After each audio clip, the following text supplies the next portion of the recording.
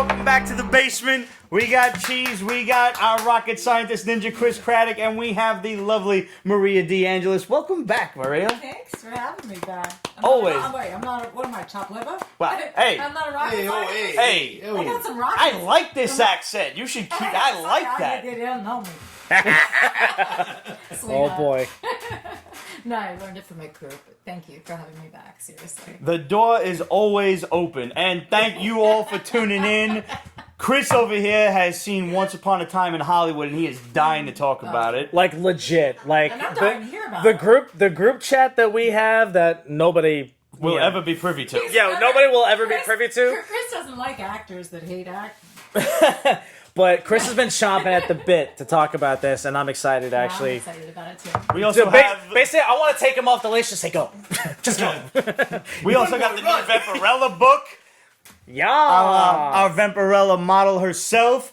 And we're going to talk about our favorite Tarantino movies and our least favorite Tarantino movies. Let's just put it that way. And we're going to see where the conversation goes organically. This is going to be one of those other raw episodes, guys. I hope you liked last week because my lazy ass don't really feel like editing. So, yeah. he didn't edit shit. What that means is... There's no like rehearsal on this. Okay? Yeah, No, no. I'm like trying to like No. get it. No. There's no warm up. There's no rehearsal. You it's get all a off the list of cuff. topics, maybe, and that's it. Yeah.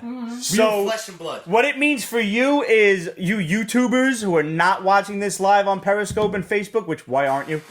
You're gonna get a series of graphics like for the intro, for the outro, the questions ad, and the shirts and whatnot, and all that kind of stuff that we do at the end of the show. But other than that, maybe you got one or two graphics in there, depending on how good of a mood I'm in tomorrow when I edit this fucker. So yeah. We've been drinking already. Yeah. Let me tell you this right now. Chris brought this bottle over. Yeah. I learned See from that? the last I'm gonna have to run upstairs and get something You're a new. guest on this show. Do not drink too much because I almost threw up in Chris's lap. And No nonsense. Salud. You were never in Salud. my lap. No. And yes, I have the urinal. What was it? Wait, you did the Russian. Nastarovie. Yeah. Nastarovie. Nastarovie. And Prost. Ooh, Очень something приятно. else in Russian. Da. Спасибо большое. What's the time? So right off the bat, we got some questions and comments from our adoring public. Love you all. Yay! Miguel Torres said, I think a character's defining moment would be when Frank Castle saves his infant daughter from Barracuda, and after a few days of rumination in a hotel, decides that he can never give up being the Punisher, nor bring anyone else down the road that he has chosen to walk upon. So he decides to leave the baby with her aunt. Sorry if that's a run-on sentence. Don't worry, bro. It's not. We're not grammar Nazis here. No. I will. If That's you the fuck other up show. there, or anything like that, I get a pass for its and its because even I forget where that goddamn apostrophe goes. But some of like the regular words, I'll get on your case for that. But run-on sentences, fuck that. English is a spoken language. Exactly. Yes. I wrote this during work hours and didn't have time to edit. Thank you for writing and watching Pete's Basement when you're supposed to be doing other shit. That is the key to watching this show. That's gangsta. And he did That's pretty say, gangsta. Ennis wrote a masterpiece with Punisher Max, and I wholeheartedly agree. Yes. Punisher Max is my single, 100%. defining character trait for Frank. And you know how I feel about Frank. We're on a first-name basis. He's my spirit animal. I still think he was your excuse me, spirit. Frank. Apparently, you were the Hellraiser. inspiration for Frank. I would, if I was born in a set, but I might have been So- the inspiration for Punisher Max. I really need to make a note of that. Apparently, Hellraiser only has eyes for Maria because he says, I'm only paying attention to the left corner of the broadcast. The rest is just blah, blah, blah. My left or your left? Because he might be looking at you. I mean, if he's looking at me, I mean, I don't know. I'm pretty gorgeous. I don't know.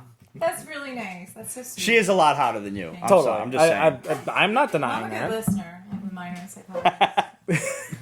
You can Adrian- get there. I think it can be as hot as Helping these Maria. people I'm out. a major psycho. No, I'm kidding.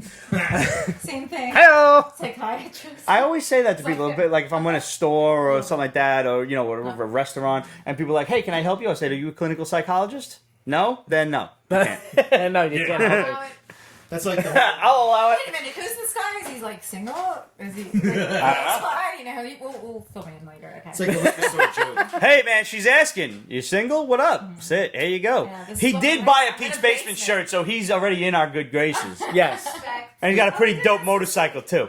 All right. Speaking of Pete's Basement shirts. What's up? I know. I owe you a Pete's Basement shirt, and I also owe Maria one as well. Do you have a Pete's Basement shirt? Is the question. I do not, but I need a new one because I I was kind being of. titillated between buying my Ah. first You said Pete's titillated. Basement shirt or the Titillated? new Buy a Breaking T-shirt. Nerd News shirt. That's like a Yeah, book. you should. Yeah, I Titillated kind of need by to a get. T-shirt. That's a book. That is. All I'm saying is it's hot out and I want my tank top. We will make that I happen don't have for the you. arms for Me that yet. too.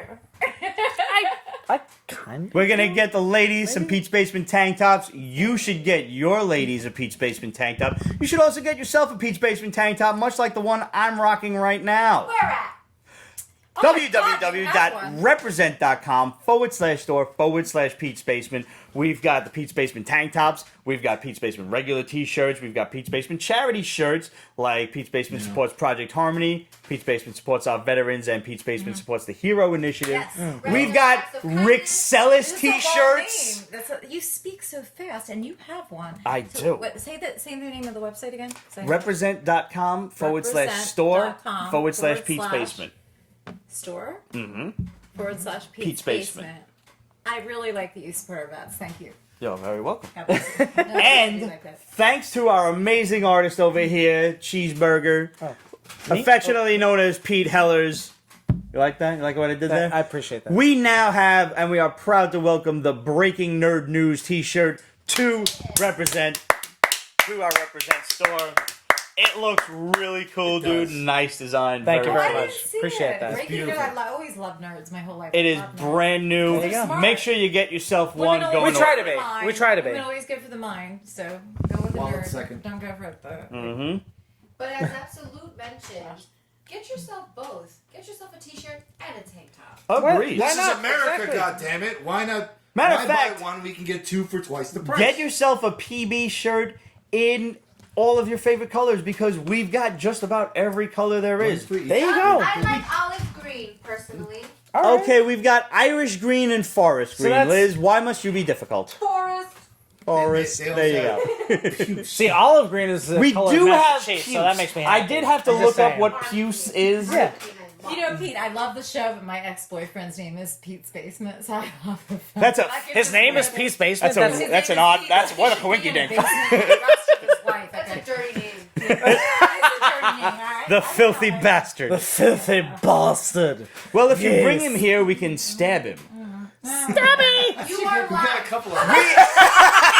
Oops! We at Pete's Wait, Basement do that's- not that's actually number one. condone That's the number one. stabbing of innocent people. Disclaimer. Keep the devil- Nor will it ever be on camera. And should her ex-boyfriend by the name of Pete's Basement ever, just show up stabbed on the evening news, Or disposed we at by. Pete's Basement disavow any knowledge Hi, of the Red. aforementioned Hi, Red. action.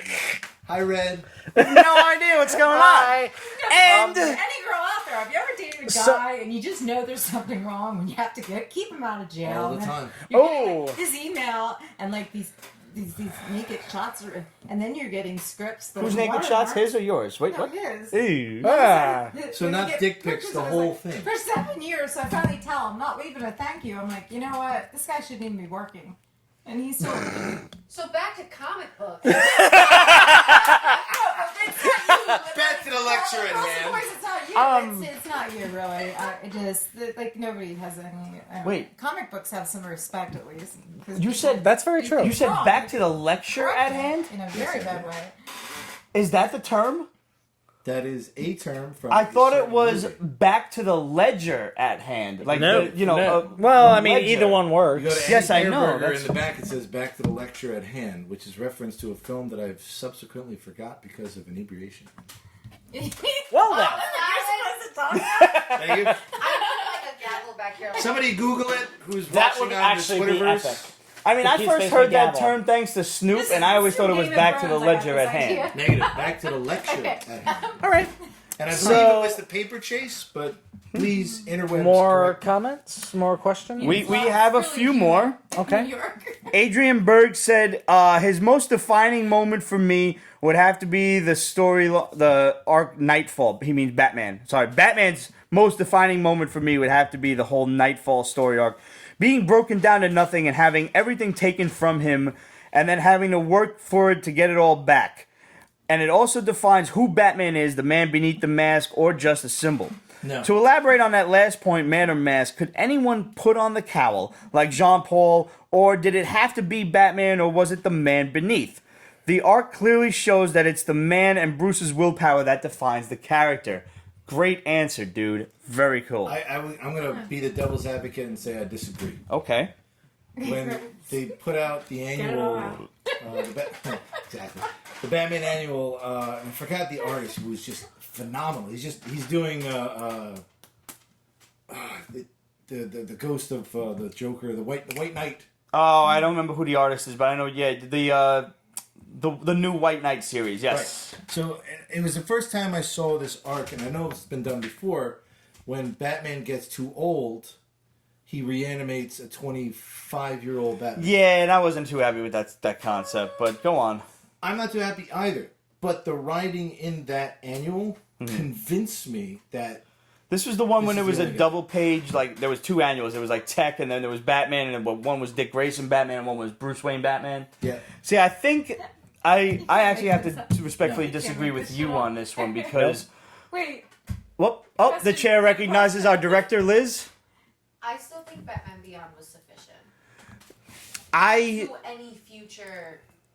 I Anyone agree. could take on the mantle of the Batman, but Yes. could they? But to be the Batman, I think it's the level of loss that defines who the character is. For Yes. example, like to Yes. me, there are two Batmen in the multiverse. That is Bruce Wayne, being our traditional Batman, and I OG. harken back to it all the time whenever given the opportunity. Thomas Wayne's Batman from Flashpoint, because he experienced the same level of loss. Instead of his parents being but he killed, did it it as was an his adult. son. His son and then his his wife went fucking nuts. But he did it as an adult. That's what we do. He did it as an adult, yes. An 8-year-old psyche is something different. But is it any different? I mean, There's let two me different- ask you a loaded question here. The thing I mean, about like, that though is that an 8-year-old psyche being that fucked up from losing your parents, like he could have very easily become the Joker instead of Batman. right? You're right. And that's a great Elseworlds, Listen, honestly. Yeah. Bouncing off of what that's what happened to me. Cheeseburger just Okay. said. I have an 8-year-old, and let me tell you something. When he's not fucking playing Fortnite, he's got some deep shit to say. So it really depends what they've been through, what they. Yeah, your kid's kind of like a 40-year-old in No, an 8-year-old's body. Well, no, yeah, Like eating yeah. sushi If as he, we speak. if he, but if with he's if if he's dropping some deep shit on you, His though, trainer chopsticks, but he's getting there. if he's dropping some deep shit on you, though, that is an old soul, and you should But, like, honor that and cherish a that. kid who loses his awesome. parents I love it. has been devastated, but the level of emotional fucking havoc that's playing on him hasn't really hit him, and it won't hit him until adulthood.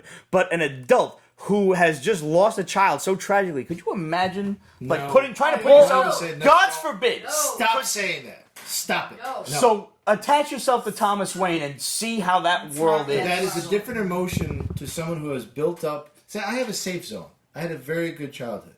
So did I. Yeah, Yeah. I agree with you. Agreed. Good for you I had guys. wonderful parents. They did a lot of hard work to make me who I am. Yeah. I have that. So if God forbid any of that shit happened, I have that. An 8-year-old doesn't fucking have that. Yeah. He's just starting to get that. So it's almost like, I mean, it's two sides of the same coin. It's either An 8-year-old you all of a sudden have this loss thrust upon you, or you're building your entire personality based on the on- loss. The craziest thing about all of it is the fact that Whoa, sorry. I lost my father at 12. No, so just it was harder to lose my mother as an adult because I didn't realize that when everybody's like, oh, everything's going to be okay. Like, I didn't have the responsibilities as an adult. she literally is So- Batman. Well, maybe they'll do like the James Bond, they'll replace Batman with a woman. I just have to get bitten by a spider, which I did. I got spider bites all over my legs. Can you stick to the wall yet? I hope they do replace James you stick Bond to the with wall a yet? woman because What? 007 Can you is stick to the number. wall? it's like To the wall? Well, you have some Velcro. That's a great answer. And I'm a great woman. Period. Anyway, so, what's the story? Did you lose it? No. Still with it. Okay, no, I was standing in, and this movie just came out with Sofia Vergara, and I've been a stand-in on, a lot of movies. And when I haven't been the stand-in, I didn't know that I had a stand-in. So Chris is going to elaborate on this Quentin Tarantino film that I have not seen. As an observer, not as someone who's been in it. Because Quentin Tarantino, to me, and also I think the other one that has the ability was, what's his name? The guy that did Misery. Stephen King? I love King, Cujo, yeah. but let me I don't tell know you, who the director was. these directors pull fear out of you in this day and age that I don't want to know. Like, I just really don't want to know. But, and at the same time, you're drawn to it because you just want to see, like, everything. You want to see, like, oh my God, like, this happens. And then you start researching it, and you're like, it really does happen because they've already researched it. It's like, and Uma Thurman getting raped in a hospital. I mean, Yeah. I've never gone to a hospital in my life. Like, please. Like, I'm doing my living will, like, tomorrow. But I really do.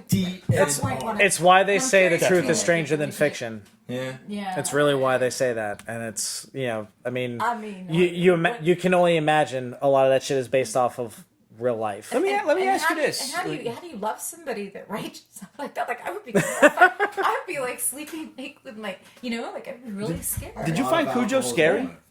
No, Yeah. I found Cujo because I grew up in the country. Okay, I found it brilliant because it juxtaposed the love of a mother for her child and what she's willing to do for a child to an animal with rabies, and a woman can go batshit crazy. They say love makes you crazy, but there's no greater love than a woman and a child. I don't have children, Agreed. but Completely. I just know, and I just there's nothing, and like No, logic goes I think out it's the the window. greatest movie in the Yeah. world. But like, can I watch Misery? No. Right. Like, I can't watch. That's George. There's a reason why we love Frank Castle for being who he is, because he lost his wife and he lost his family. Like, that's it. So Why the do you reason know I that? bring up Cujo That's- is because I've been chased by a dog. I was Well, they're the most party foul. Get a straw. Lick it, damn it! Christ, and it wasn't even that much. I was chased by a dog, walking around doing dumb shit that I shouldn't have been doing. What kind of dog was that?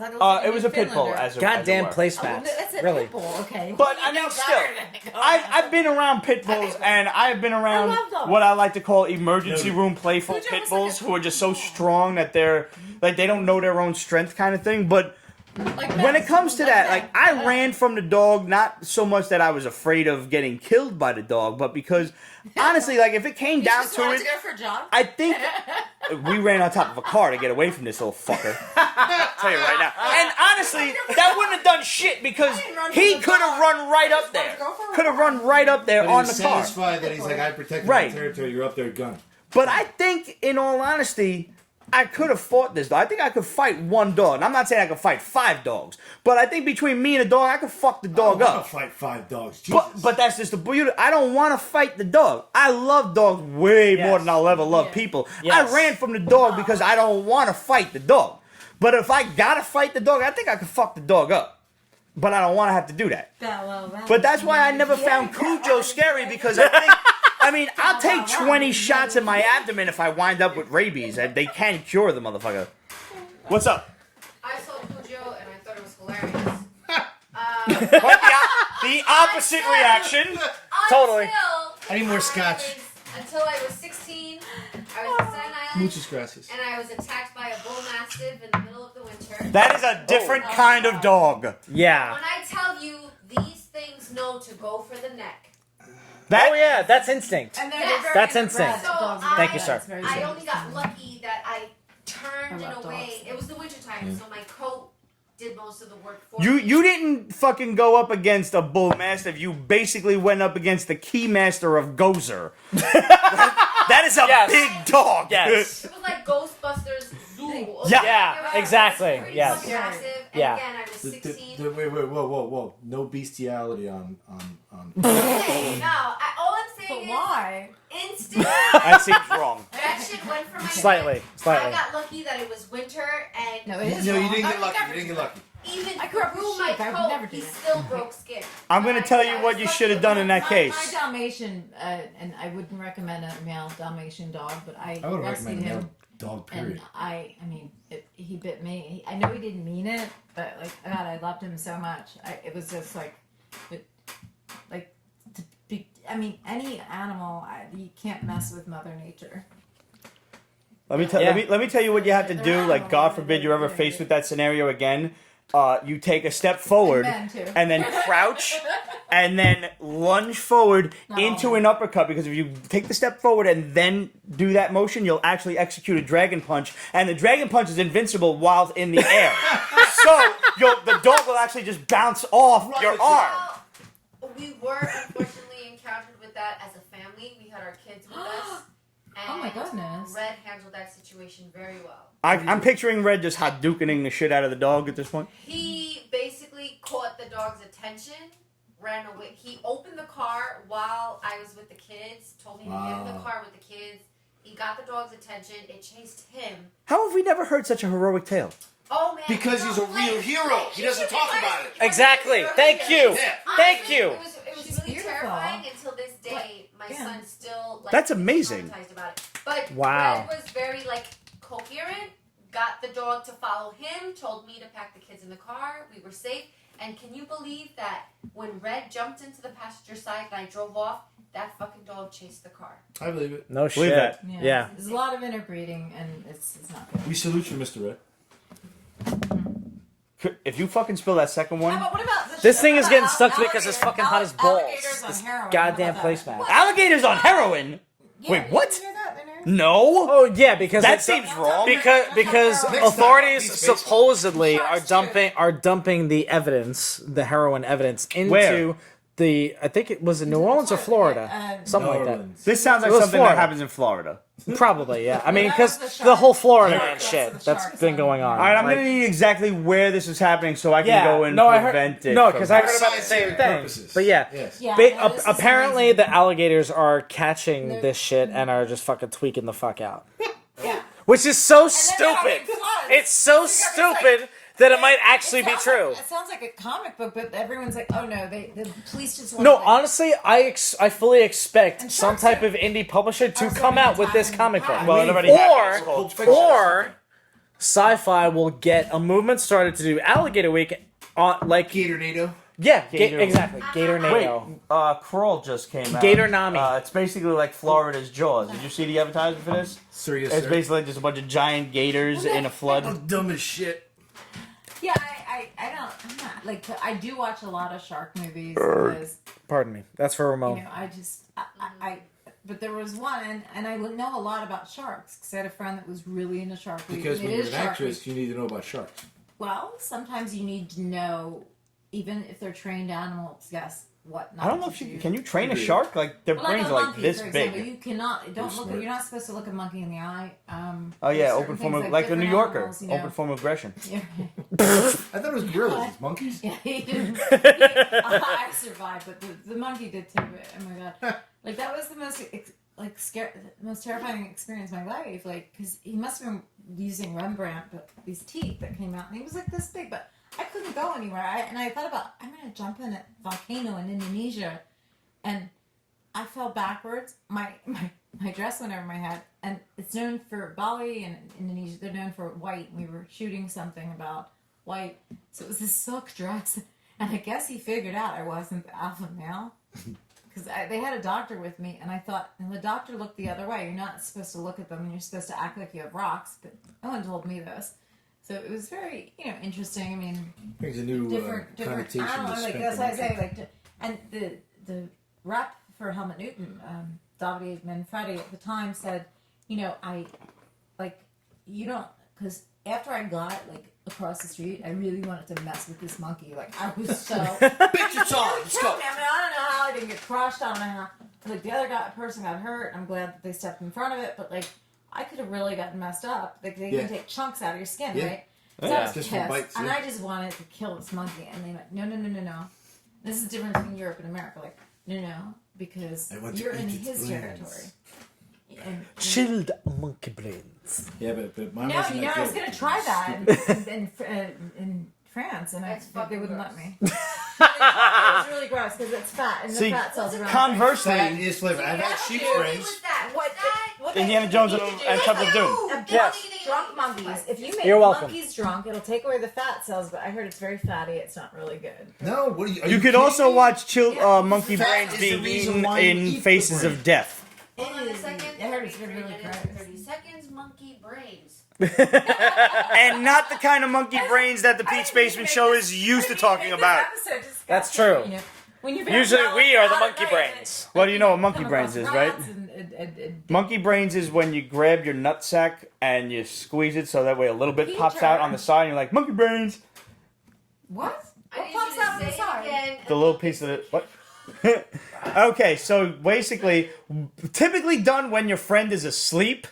You go right up to like his ear or his cheek or something, and you grab your nutsack, just squeeze it a little bit, so that's why a piece of the nut comes out, and it's like a little bit of the skin over here, and you say monkey brains, and And it's that's like how right you next prove to you're him. not gay. Not that there's anything wrong with that. No. I don't get I, it. like- Okay. I don't know. Like I've been kicked in the nuts. I've had my nuts grazed by a flying object. But Like What flying like, object? you don't want to know. I absolutely want to know. No, This could be a number of things. my friend had a very bad experience. Like, Broomsticks, We handballs, just tennis speak openly. balls. I've been kicked in the like- nuts so hard that I actually Looney Tunes flew back and landed on my Why? knees and couldn't. What did you do? I was teaching a karate class, and my student was she was about an 11-year-old sparring? girl. Were you sparring? Yes, Oh, we you're were, okay. and she got one good fucking shot in. And I literally flew back about 5 feet like a goddamn cartoon. And I hit my knees, and I'm just like, well, when I you're never have tiny, a you problem can- fighting with a 7th degree black belt. I always have a problem fighting with a yellow belt. yeah, no, Yeah. the kids, they're Yeah, the that worst. was Yeah. me. I took down a couple. Unpredictability. I got almost a broken nose from a 4-year-old kid who kicked me in the groin, and Yeah. I bent down. He said, "Boom!" And He's like, it's open. I didn't have a mask on. I didn't have a helmet no, you're on sparring. because the kids are this big. Yeah. Why do I need a mask? They can't reach up here. Well, Tiny, Listen, like, listen. In the system that I trained, that's what we call climbing the ladder. yeah. Or I It's- say it's that's a one good of two shot, ways. Jordan. Don't ever do it again. one of two ways: you either climb the ladder or you bring them down to you, so Yeah. you can bang. Yeah. Chopping elbow down it? the cherry Did you come tree. up with the Yes, elbow? exactly. He didn't. No, he was just so amazed that he punched What me. type of karate? Shotokan. Shaolin? Shotokan. Shotokan. So it's like karate 101. Kishin Funkoshin. Yes, sir. Very good. The Oh, we'll have to fight the sometime, guys. the amazing thing is that a newborn baby, an infant or a toddler who has no clue what the hell they're doing can knock out a parent with Hells the yeah. right shot. I'm sorry. What? Yeah. This is like, hell yeah. If a kid just randomly just lashes us like that, Yeah. and they hit you in the right spot, How they much of will a drop glass you. jaw do the parents have? I mean, listen. I could beat the shit out of thousands of all toddlers. it takes is just a little bit of that, and you're Listen. done. Wait, I'm challenged. A little bit of this, a little bit of My that. share of diapers, these little fuckers are strong. I am issuing a challenge right Thank now to Pete's Basement and their fans. If you have a toddler, I will beat up your toddler for you. I will fight your toddler. And, now it's And time on for that note, let's drink. Oh my god. What the hell is wrong? So You full have to look disclosure. everyone in the eyes or it's big Yes. Full disclosure. Gross. I have not eaten monkey brains, Nor have you fought your toddler? but in Puerto Rico, I had the benefit of having at La Concha, not La Chocha, La Concha. Uh-huh. Well, don't say chocha. Well, that was the joke. La Concha is kind of like La Chocha. So What is that? That's the inner. That's the. Choach means... never mind. It's a shellfish, right? Yes. yes, it is. Okay. I had the We're with you, opportunity Chris. in We're with the you. yes. I Ride had your wave. Come on, keep going. I had Let's go. black Just mess with you. black truffle infused sheep's brains. Ooh. Yeah, I'm intrigued. yeah. The scent alone. My goal, I have a new Was it good? goal. Was it good? Fuck yeah.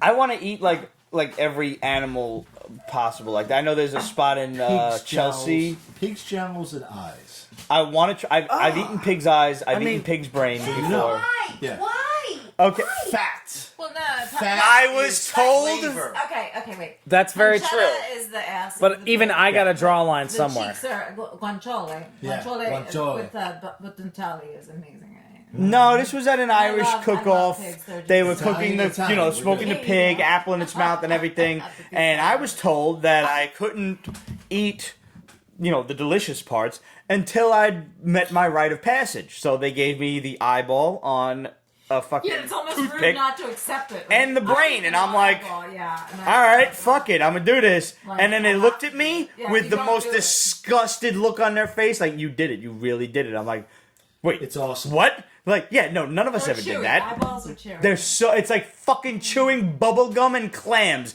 If bubblegum and clam chowder had an unholy love child, that's a pig's eyeball. But if you get it on a pig that's been braised Sorry, Liz. for like 30 hours, The brain, truthfully, the brain was not actually that bad. It was almost like a gummy bear. It was kind of like a gummy bear. yeah, but the You know, face is What's great. it a vegan I restaurant? can't judge it too hard because my indigenous background, they eat guinea pigs, and it's Damn. called. They're so They're adorable. They're little. also a delicacy called gooey. No, on set. Well, we I'll had eat one. We had a full pig, and I have a high regard for pigs because when I was growing up, we had a pig, and it was more organized than most humans. However, these girls were like, "Oh my god, I'm a vegan! Oh my god!" And I'm like, "Take a photo of the pig and send it to your ex-boyfriend." I'm not gonna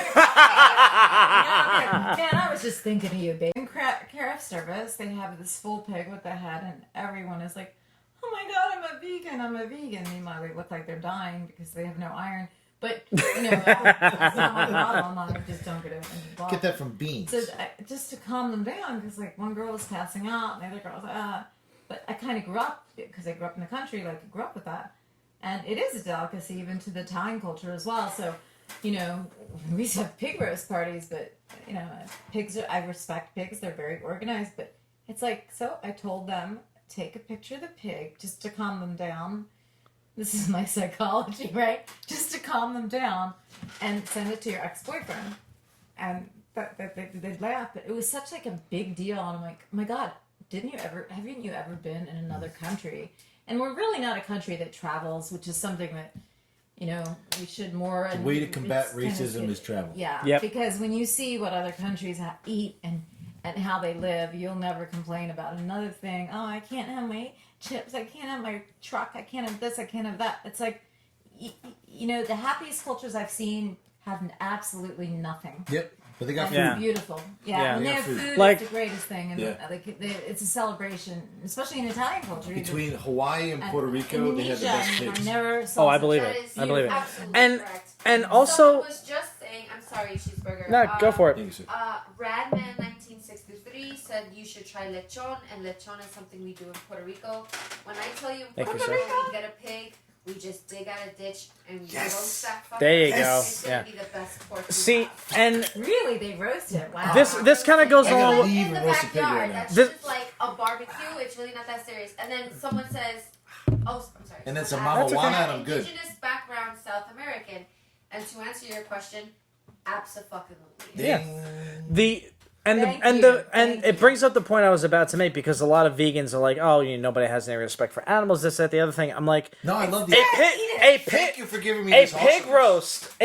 roast is the ultimate respect for an animal. You're celebrating the fact that this animal gave its life so you could feed your fucking family. However, my One of the goal- best lines I ever heard was that cow did not die so you could have your steak Well done. I think I shared that. You yesterday. might have. I did. I really have no memory of memes. I know I just kind of collect them. Yeah. Subconsciously. Yeah. And those same people that say that'll go cow tipping.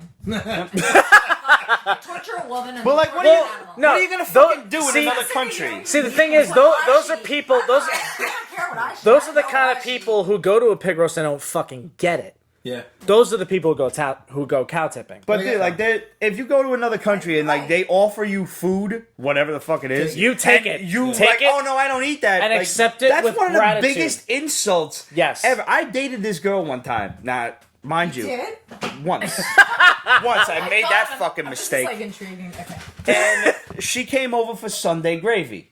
Now, mind you, Sunday gravy. Wait, I gotta write the time. Sunday gravy. not sauce, Not gravy. just sauce, Gravy. No, because there was meatballs wanted and the gravy. sausage Yeah, and pork and pizza everything won't in come it. with the gravy. Okay. And this girl, now she's Italian. She was a hardcore Italian. You know, her family Not as came over hardcore from as the I am. boat, and she looks at me The Mayflower. and she was like, "Is this jarred sauce?" And I, like, are you fucking kidding me? Get the I would've fuck thrown get her the out fuck the out. window. Get the fuck out. I She almost didn't know. fucking She did. didn't know. You don't even say, even if it is. Like, my jarred mother sauce, don't even put sugar in the say fucking that. gravy. Like, what do you? No, you know. How did you even come to Meanwhile, that your fucking mom's got like the conclusion? thing on the freaking pot. There's with the pork 5 chop pots up on the there. fucking Yeah, stove. 3 hours. Yeah. Your grandma's coming over later You with the don't rest have of to it. curse. You Like sound when your horrible. mother starts cooking at 8 o'clock in the morning, like Not come so on. bad. You know, 11. at the Oh, end, all right, at all the right. end. But still, Hold back. I got news for you. We broke up a week after that. I'm like, he's very passionate Yeah. about his no, Yeah. it's not. So in your mind, there's an accountant going It takes like, a long yeah, time to nope, make a good you're out. sauce. see the I'm thing is, really mad you said 11. She didn't know. She didn't know. well, yeah, but they're eating at 3 o'clock, so You're, yeah. I do the same Sunday shit. gravy. someone That's invited what me. happens, I right? had never been so insulted in my life. Like No, the thing is, I the grew thing up is, around the Quakers. Oh, go ahead, No. Peter. I'm sorry. sorry. The thing is, like, I'm still on, the keto diet. If I were to go to South America, if I were to leave this country and visit another country, that goes God out the bless you. fucking window. Yeah, That goes out the fucking window. because you don't want to get shot in your hotel room. Well, number one. Number two, I actually want to try out everything and enjoy Yeah. what people This is are wonderful. Live saying. in the moment, right? There's this Yeah. wonderful book. It's called Argentina on 2 Steaks a Day. Huh? Oh, gimme. Please, Please. Listen, I've been thinking about steak all fucking week. And I'm not a big eater. I've been but- thinking about it all week. Like, 6 hours. my girl and I were talking about it earlier today. It was like, You didn't bring I'm none? going, huh? You didn't bring any? Well, no. I mean, Why? because I get paid tomorrow, and I'm buying myself a couple of New York strips. It's all about economics. Oh yeah. So next yeah, week. And where's Next our, week. where's our invitation? Anyway. And I'm gonna do Yeah, it right. I haven't And I'm gonna heard do it it yet. right. I will. So what did you just I will cook that? legit bring over my cast iron skillet, and I will cook that shit right. I'm waiting. I love making steak on the cast iron. You know what I'm talking about. The one with the Yeah. The grooves. Yeah, you got You, Yep. Well, that one I don't groove have, but range. I still do it right. I still do it right. you gotta put it in Yeah. the oven, then Yep. put it on the fire. You- Yeah, my you car sear it was first, so Well, then you flip could you could do it one of two ways. You do Yes. it the traditional way. You sear it first, then you finish it in the oven, or you reverse I think we sear need. it, where you go oven first and then Right you now, throw it on high heat. Cuz I Yes, think we sir. need a segment of the Pete's Basement Show's Cooking with Cheeseburger. Fucking right. I think we need to do that. Yeah. When that Ooh, that happens, would be fun. when that happens, my wife is coming. Okay. Because Yes. Plus, a good cook. I'm cooking. All right. and What you got? I'm a Because good wait. And I'm friends with his wife. We could. Yes. Yeah, and My You've wife. seen my kitchen. My I wife. have. My wife is on the board of the Culinary Arts Yes, she is. Institute. No shit. yeah. Okay. She's Okay. invited to my kitchen any day. She hates when I say that, but I love saying it. She worked with Tom. She worked with Tom Colicchio. No kidding. Yep. Oh wow. Okay, that's a big name. For those of you who don't know, Tom Colicchio is a big name in the Front of the culinary house and industry. back of the house at. Karen Mousy Craddock. Yeah. My love. Yes. Absolute That was- asks. I'd say Alright, my what's your girlfriend, but he's favorite still- dish to What's my favorite dish or what's her favorite dish? Or- Specify. She's asking the question towards, I guess, you. To What's you, your what's your dish to- or maybe everyone. What's your favorite dish to cook? That's an easy question. Let's start with Maria. Okay. Maria, what's your favorite I dish to cook? really love because it's light and it's so easy. I get a bronzino and usually I stuff it with some lemon and fennel, and you take some olive oil and then some hard coarse salt and a little bit of light salt, and it's so simple, and you just bake it.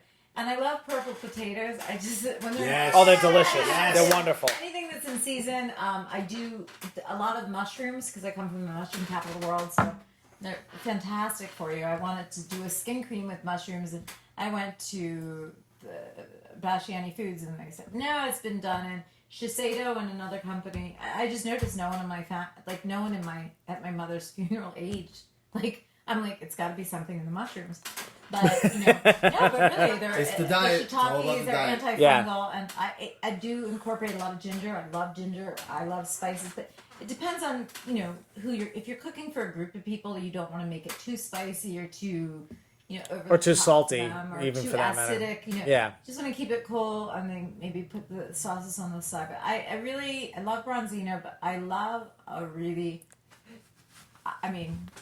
great Ramona's watching. stir Hey, fry. Ramon. He said pernil. That was me. Sorry. Oh, that was you. Yeah, Oh, okay. like with Never a mind. lot of Sorry. vegetables, Sorry, just Ramon. Beautiful stir fry, like but fresh, like where you can taste like. Yeah, the I don't like crunch a lot of of it. sauce. Like I Nice. just like even with French food, I don't like a lot of sauce. Like what's in? I can't taste the food. You know, I do a lot of chicken or veal cutlets. I like veal sambuco. It's very good, especially the bone marrow. It's very good. Nice. Which is, Yeah, that's I mean, good into too. bone broth. What about and- you? What's your favorite? thing? Yeah, I could go on forever about food, Yeah. so I'm so sorry. Okay. We gotta go to her house. Yeah. It's a tie between chicken saltimbocca and steak au poivre. Steak au poivre is good. Yes. Pete? You gotta get that peppercorn sauce. I Wait, mean, what was the first one? Chicken saltimbocca Oh, okay. with the It- veal and the. that's an oddball question for me because if you're asking what like what my favorite dinner is, that's altogether different. I don't know how to really cook it because like I've never explored cooking shrimp or anything like that, but I do love a good shrimp and hot sauce with Oh, I like shrimp. some spaghetti There you or go. ziti along with it.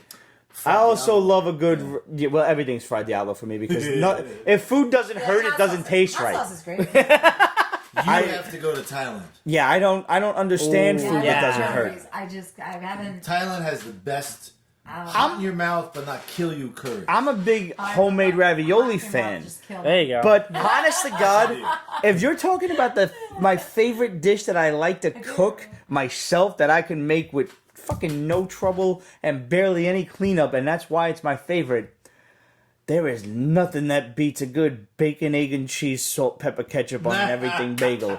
And wait now, I'm not even talking about going down to the local bodega or the food cart. Nah, make it I got yourself. this shit in the Make house. it I'm yourself. frying the bacon, then I'm going to take the everything bagel, I'm going to split the motherfucker in half, and I'm I'm going really to glad you said toast this. Where do you get the the bagel? bagel. So glad you said Where's this. the bagel from? From the bagel store. I can't cook the bagel myself.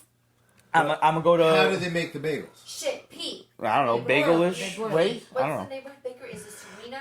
I actually, it's hipstery as fuck, but I go to Bagel Smith. at Absolutely. Lama. If this is not I everybody's Bagel hangover Smith is the food, bomb. you're doing it wrong. Well, They So- have, they do have a rainbow bagel, but I've never partaken. listen, fuck the rainbow bagel. I'm sorry, guys.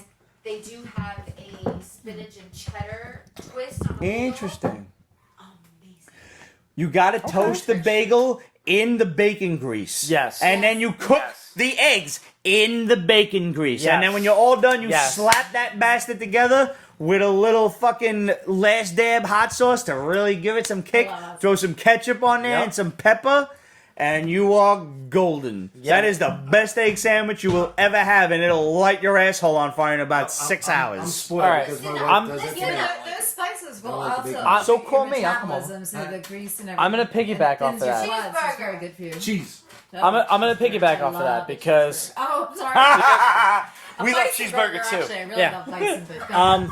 I do like a good bison I love burger. bison. Bison burgers are fantastic. But But I'm she gonna likes piggyback off of you cheeseburgers. for a half a second because I have one of the best bakeries, I think, if not in the state, in the country, that is literally 3 blocks from my house. It's called Butter Cookie. They make the best croissants you will ever have in your fucking Great life. name. Can Never you brought say us that one any more crescent time? rolls. Butter Cookie. Fucker. Make croissant. Yes. Yeah. Is that how you say it? Those French make everything so different. They make the best croissants you will ever That's a have in your crescent life. roll. They're the size of a fucking basketball. They're No, this flaky, is not they're a normal buttery, they're croissant. fluffy, Okay. they're delicious. That's key. They're fluffy, Flaky. right? Yes. Flaky and fluffy. Exactly. And butter. Croissant. Fuck you. Brioche in Italian, but croissant, yes. Yes. Ah, oui. So anyway, Crescent roll. before I went to keto and I had to give up croissants, sad for me, Fuck you. Why did you have to give up croissants? because I'm on the keto diet and I'm losing weight. Oh, Health reasons. Unlike some But of us. but I'll go back. I'll go back For to the record, I'll go he back to- lost it. I found it. pretty much. No, but Anyway. for the record, it is hard in New York But when you can to get anything. really quick piggyback off of what Pete said, that's exactly how I make my Wait. omelets. I will cook the bacon first. I will cook the eggs, the spinach, the onions, everything else in the bacon grease, and it's do fucking that. delicious. Now on top of that, I throw on some good cheddar is it? cheese. I throw on a little bit of Parmesan because the combination is actually fantastic. And when I'm done, I I usually throw on just a little drizzle of sriracha just to finish it off. It's delicious. But Oh no! one of my favorite. Activation. Oh yeah, absolutely. It actually gives it a really nice kick with the way I season it. I like brings that out the flavor. It does. That It really does. all sounds amazing. Maria, if Now- you're watching those meat pies, because you are my Mrs. Love It. Pete, Yes. Go. just to get back to you for a second, what comic book are we talking about today? What's first up? We're actually talking about this new Vampirella issue 1 that I procured our boy Cheeseburger here, the Erica Fett variant, and I grabbed this Love it. one, the Midtown Comics variant cover, which, as far as I'm concerned, looks a lot like our guest of honor here, Maria de Angelis, who was Thank you, the Mitch. Vampirella model for quite some I'm time. gonna get up. I'm gonna take my dress off. and We're gonna make some comparisons. Honestly, Whoa! she's got the Ew. Vampirella costume off to the left there, and she's gonna wear it later on in the show. She Her promised. left. No, but it's I don't know how the fans are gonna react to it because the fans usually don't like change. I'm sure they're gonna love it. They'll be Oh, fine. wait, you They'll meant be the fine. fans of the comic book. I did you mean No. the fans of the Right, show. They're really hardcore Clarification. fans. And the biggest heartbreak with Vampirella is when the fans will send something to perhaps an agent, and the agent doesn't get it to me because these things are becoming worth a lot of money, unbeknownst to me, because I don't have anything. And I've been asked to write one. Did I tell you that? No, I didn't. no. No, I was asked You heard it here by first. Harris, and I'm thinking to do it now. I didn't do it then, but I mean, Yeah, you they're gonna absolutely keep should. making image, but nobody should look like this. I want to say it's boys and girls. Like this is not. This is 3 hours at the gym. I Okay. think Red is here. He said, "Get my shot ready." And There we go. Oh, we got someone here, but this is not how a normal woman should look. Okay. Pete, that door might be locked. You want to go grab that? Do you mind Zoomage. if I bring it over? No. Okay, I think it's not Do, normal. do, do, do, do, do. You're. You're Actually, Are we Maria, still I can filming? see you in the background. And it's Wow, that's a good comparison. But is It is. is it? That's like the perfect shot. No, but is It it? is. But no woman should aspire to look like that. That's my job. Like Lips I are all beg to wrong. That's being in the gym, having a lonely life, cooking alone, eating alone. Like, yeah, no carbs Sure, or That's a pizza. confident No carbs. woman The who's keto comfortable diet. in her skin and Hey, knows works for me. Her husband. you know. I still say that don't this get a this scratch on cover, yourself because you never know. if she was I don't even know if clothed it's in like me, a but we'll tuxedo, see. the whole But the artist finger is in the amazing. mouth is just enough that you don't need anything else. Well, that- You really yeah, if you that's very just- true. But if she was wearing the tuxedo, she'd be Zatanna and not well, she's Vampirella. wearing a fur coat, and those Perhaps bats are I'm not going to projecting. get stuck in it. Anyway, Hey, she can play Satana easily. There you go. Definitely. well, I was asked to play Electra by Marvel, but I. You could totally be Electra. Oh, I, We've got the Marvel- size here to prove it. Kevin Feige, The Shadow, if you're listening. Joke is- First is Kate Joke to wave, still now there? this. I don't know. If you've got an electric costume, we at the Peach Basement Show would be happy to make to have that photo shoot available. Maria, Hold on. what's the miracle you've never come in cosplay? Well, there were a lot of. She seems stabby. No, Slightly. I know. With Vampirella But stabby. On the right. So Stabby. when Talisa Soto did the original movie, which you can find on YouTube, and I think it's brilliant with Robert Daltrey singing "Just Bleed on Me," and he's playing Vlad, and I'm like, oh my god, like this is like great. Like so I And was originally auditioning for the second film, but then they had all these legal problems. At the same time, I was living in the same building as the head of Marvel Comics that wanted me to be Joe Electra. Quesada, right? I could Joe Quesada, yes. Yeah. So, thank you. And No, and thank you. I really like. I didn't know what Electra was, but I couldn't at Comic-Con. Like I couldn't interact with some like even Spider-Man or anybody that had to do with that. And I understand because I was the only reason I was popular is because I really loved my fans and I really Yeah. loved the character because she was me. Because I came from a farm, you know that if I'm eating like pigs. And you have body for days. And I didn't know. Yeah. But well, not really. But I don't know. Maybe anyone can buy a body now. So, but I think that. Where is this genuine- body place? I must procure it. No, but I just. It's in Japan. I could use a lift myself. You know, just because they cut the line off, and it's like getting cut off at the Italian festival when you want the best piece of pizza. You just want to meet these people are there to meet me, and then for them to get cut off, I still wanted them to have my signature. So I really cared about my fans, and I went on a date, and the date went wrong, and he wanted me to come up and something about me. I said, I don't want to go up. Why would he ask me out for sushi and then want to take it back to his house, which is common sense 101. Yeah, so I went back and everyone's like, what is Maria D'Angelis doing tonight? I'm like, well, I just went on this date and I'm eating a can of Chi-Chi beans and I got so many female fans and I loved my fans. My fans were so good. And this is when Red enters the we have corner. someone new. How cute. Red, we heard about it. Get a room! Sorry, we all just paused to say hello, and then there was that. That was nice. What's up, homie? So, Thank you for that, both of you. good to see you. Say hello to the crowd, Red. Hey, what's up? Hi, Maria. Hello. Nice to meet you. Yeah. Say hello, everybody. Say hello. Cuz We gotta queue up a shot. Yeah, there's gotta be a a chair around somewhere. Another cousin? How many cousins do you have? Oh no, I just cuz everybody. Everybody's cuz. Yeah. Everybody's cuz. Oh, you can't have the That's cousin. Brooklyn. Yeah. Put the bubble wrap on. That's not it. Red, come and get it. A plastic chair. That's just not right. You want to sit on my chair? Little Glenmorangie. That is a Little toilet seat. scotch. Yeah. Yeah. You never drank out of the toilet seats? When I was in my band on the tour bus, I had a toilet bowl coffee mug. I was like, and You of look course I would all always, spiffy tonight too, sir. and of course I would always Oh, can I- spike that. I would always spike my Can I ask coffee. my questions to the fans? Of course you can. Okay. If you're somewhat of a boyfriend, maybe you've gone on like one or 2 dates, 3 dates, is a member of a swing club, would you go and do you think that this is normal? Because I'm going to call out every man that I'm going to date. That's with two right now. different things, bro. I'm still in. But Maria, I'm freaking Vampirella. but Maria, why are you bringing this up? I'm bringing it up. Maria, By the time you you loved only you, was died ready to cry. once. Why the fuck not? No, I did. I kept myself clothed. I didn't do a thing, but Start again. he ended up. What did you do? No,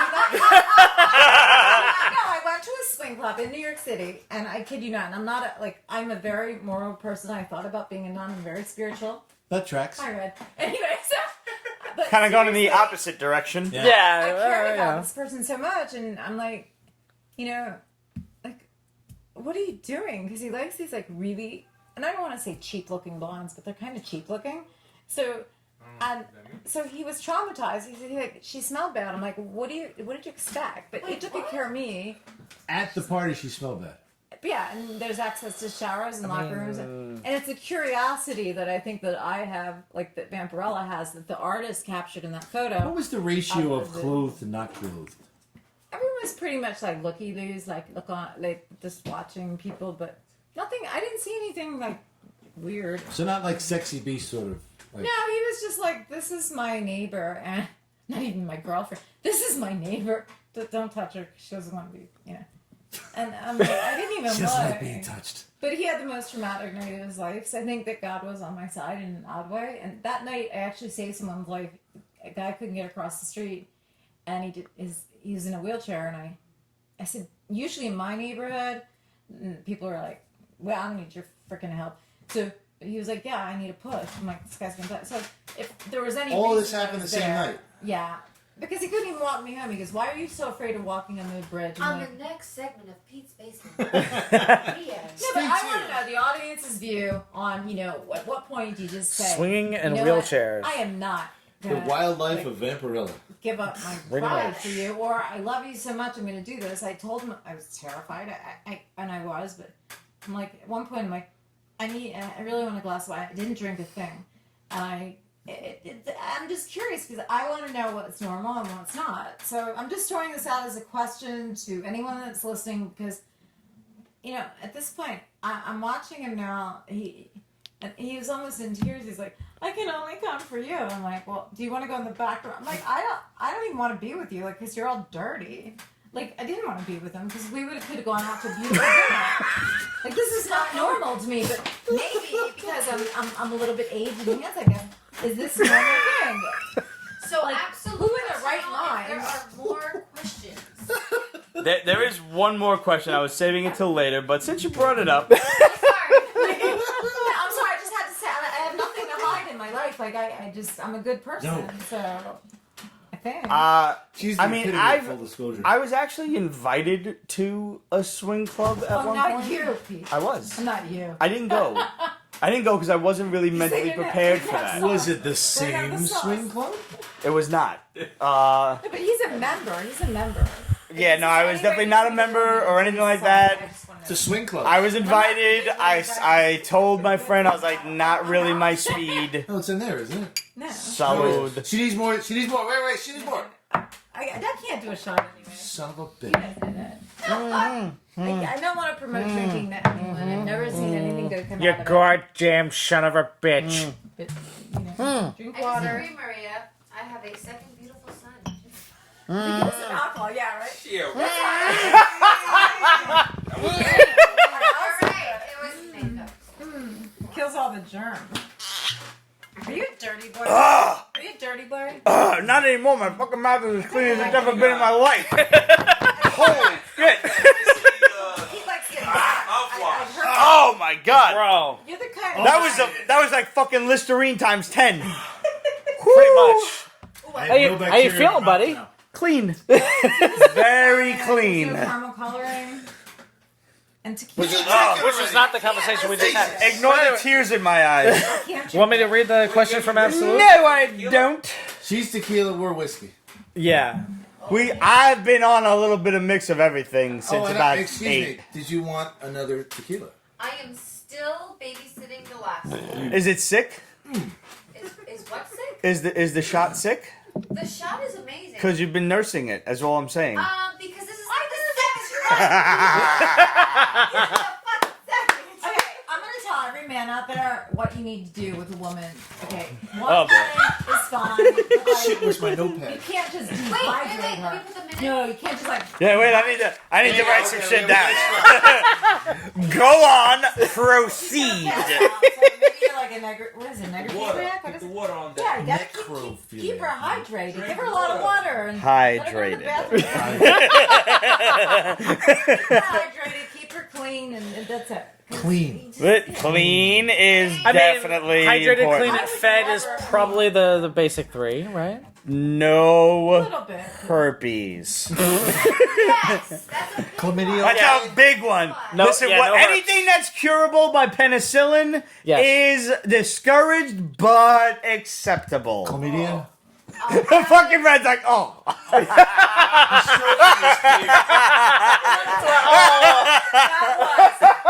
You're a woman. You know, she's a beautiful woman. I mean, listen. He's a beautiful No, woman. you're too. Listen, just absolutely gorgeous. my You're- former bass player, bass player in my old band always said, you know, and his wife would always tell him, it's like, yeah, listen, just don't bring anything home that you can't cure with penicillin. I mean, nothing would ever happen anyway because he was a fucking Boy Scout on the road. Don't bring the. And I gotta Russians say home. that, That's what I'm trying to say. God, is it no. better? Because I googled it. It said the healthiest relationships go to swing clubs, and I'm like, okay, No, yeah, that's not. That's Doesn't not. seem. I just don't. It's I all was. perspective. Yeah. Do I need? I mean, no. The Yeah. healthiest relationship. Ended up in a quarter. The healthiest relationship consists of 2 people on the same goddamn page. That's true. Yeah. Bar She none. recognizes the other woman. Yeah.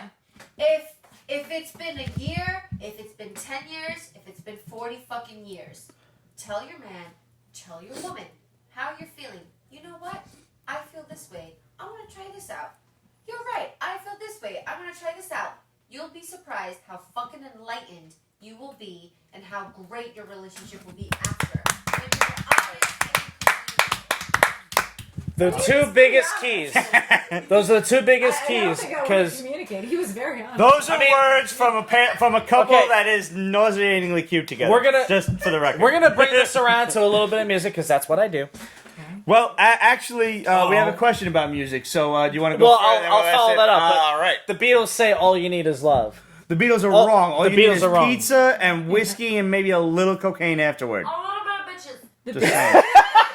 It's also sad. Life happens. Love- You're making other plans. Listen, love is not all you need. You need wait, love, but you also Life need happens when you're communication, making other plans, Maria, honesty, respect, Tequila. reassurance, and R-E-S-P-E-C-T? tequila or whiskey or both. right? Yeah, you see, I like this guy because he doesn't get me All drunk. out. Maria, say that one more time. Say that one So more time. it's like overcoming the biggest fear of your life. But I said, John Lennon said, life happens when you're making other plans. And so Yes, to have that absolutely. experience as an actress as well, like that. This goes like, so I've well with what already you and I were had, talking about. Like, do scenes Yeah. that are somewhat not me. But I'm not going to do them. But I'm like, well, let me just go in and observe what's really going on here. You know? Radman says, Pete, the only thing you haven't drunk is automobile gasoline. I mean, listen, don't put it past them. I'm just saying. First of all, I love the smell of gasoline. Yes, in the morning. Thank you.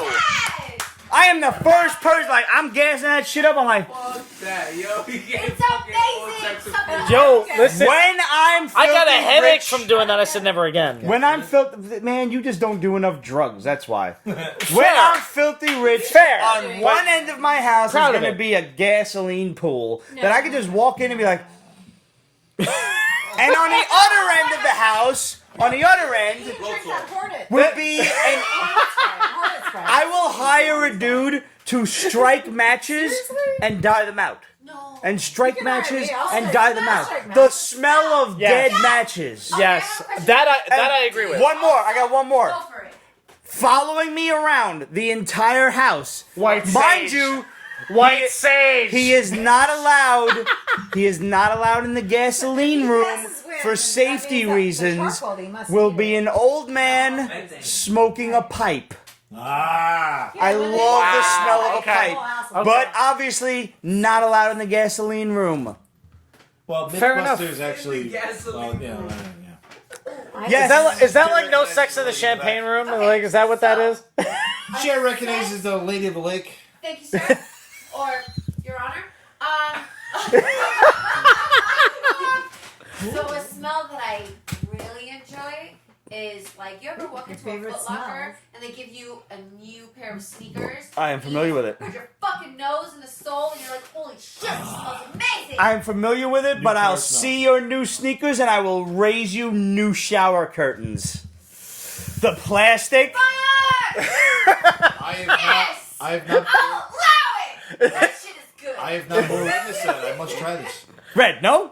Shut. What's your favorite smell? I smell everything. My favorite smell. Fuck, man. I might have to go with Oh, I know gasoline. what it is. Yours? My favorite smell is right before a thunderstorm comes. You can smell it in the air. Ah. Like it's real tired, Smell the, yeah. yeah, smell the Yes, rain. the calm before the storm. That shit has a scent, and if it was Yep. Yes, it cologne- does.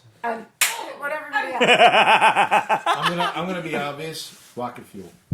What is it? Really? Well, for us common fucking folks, we don't know what that smells Yeah, I like. don't know. So, But if you want to bring some rocket fuel over There- to the basement, we could probably find a use for that. there's one scent that I I can't brought the mention. goddamn titanium nozzle. What the You fuck did bring you the titanium nozzle, though. That is cool. Jesus.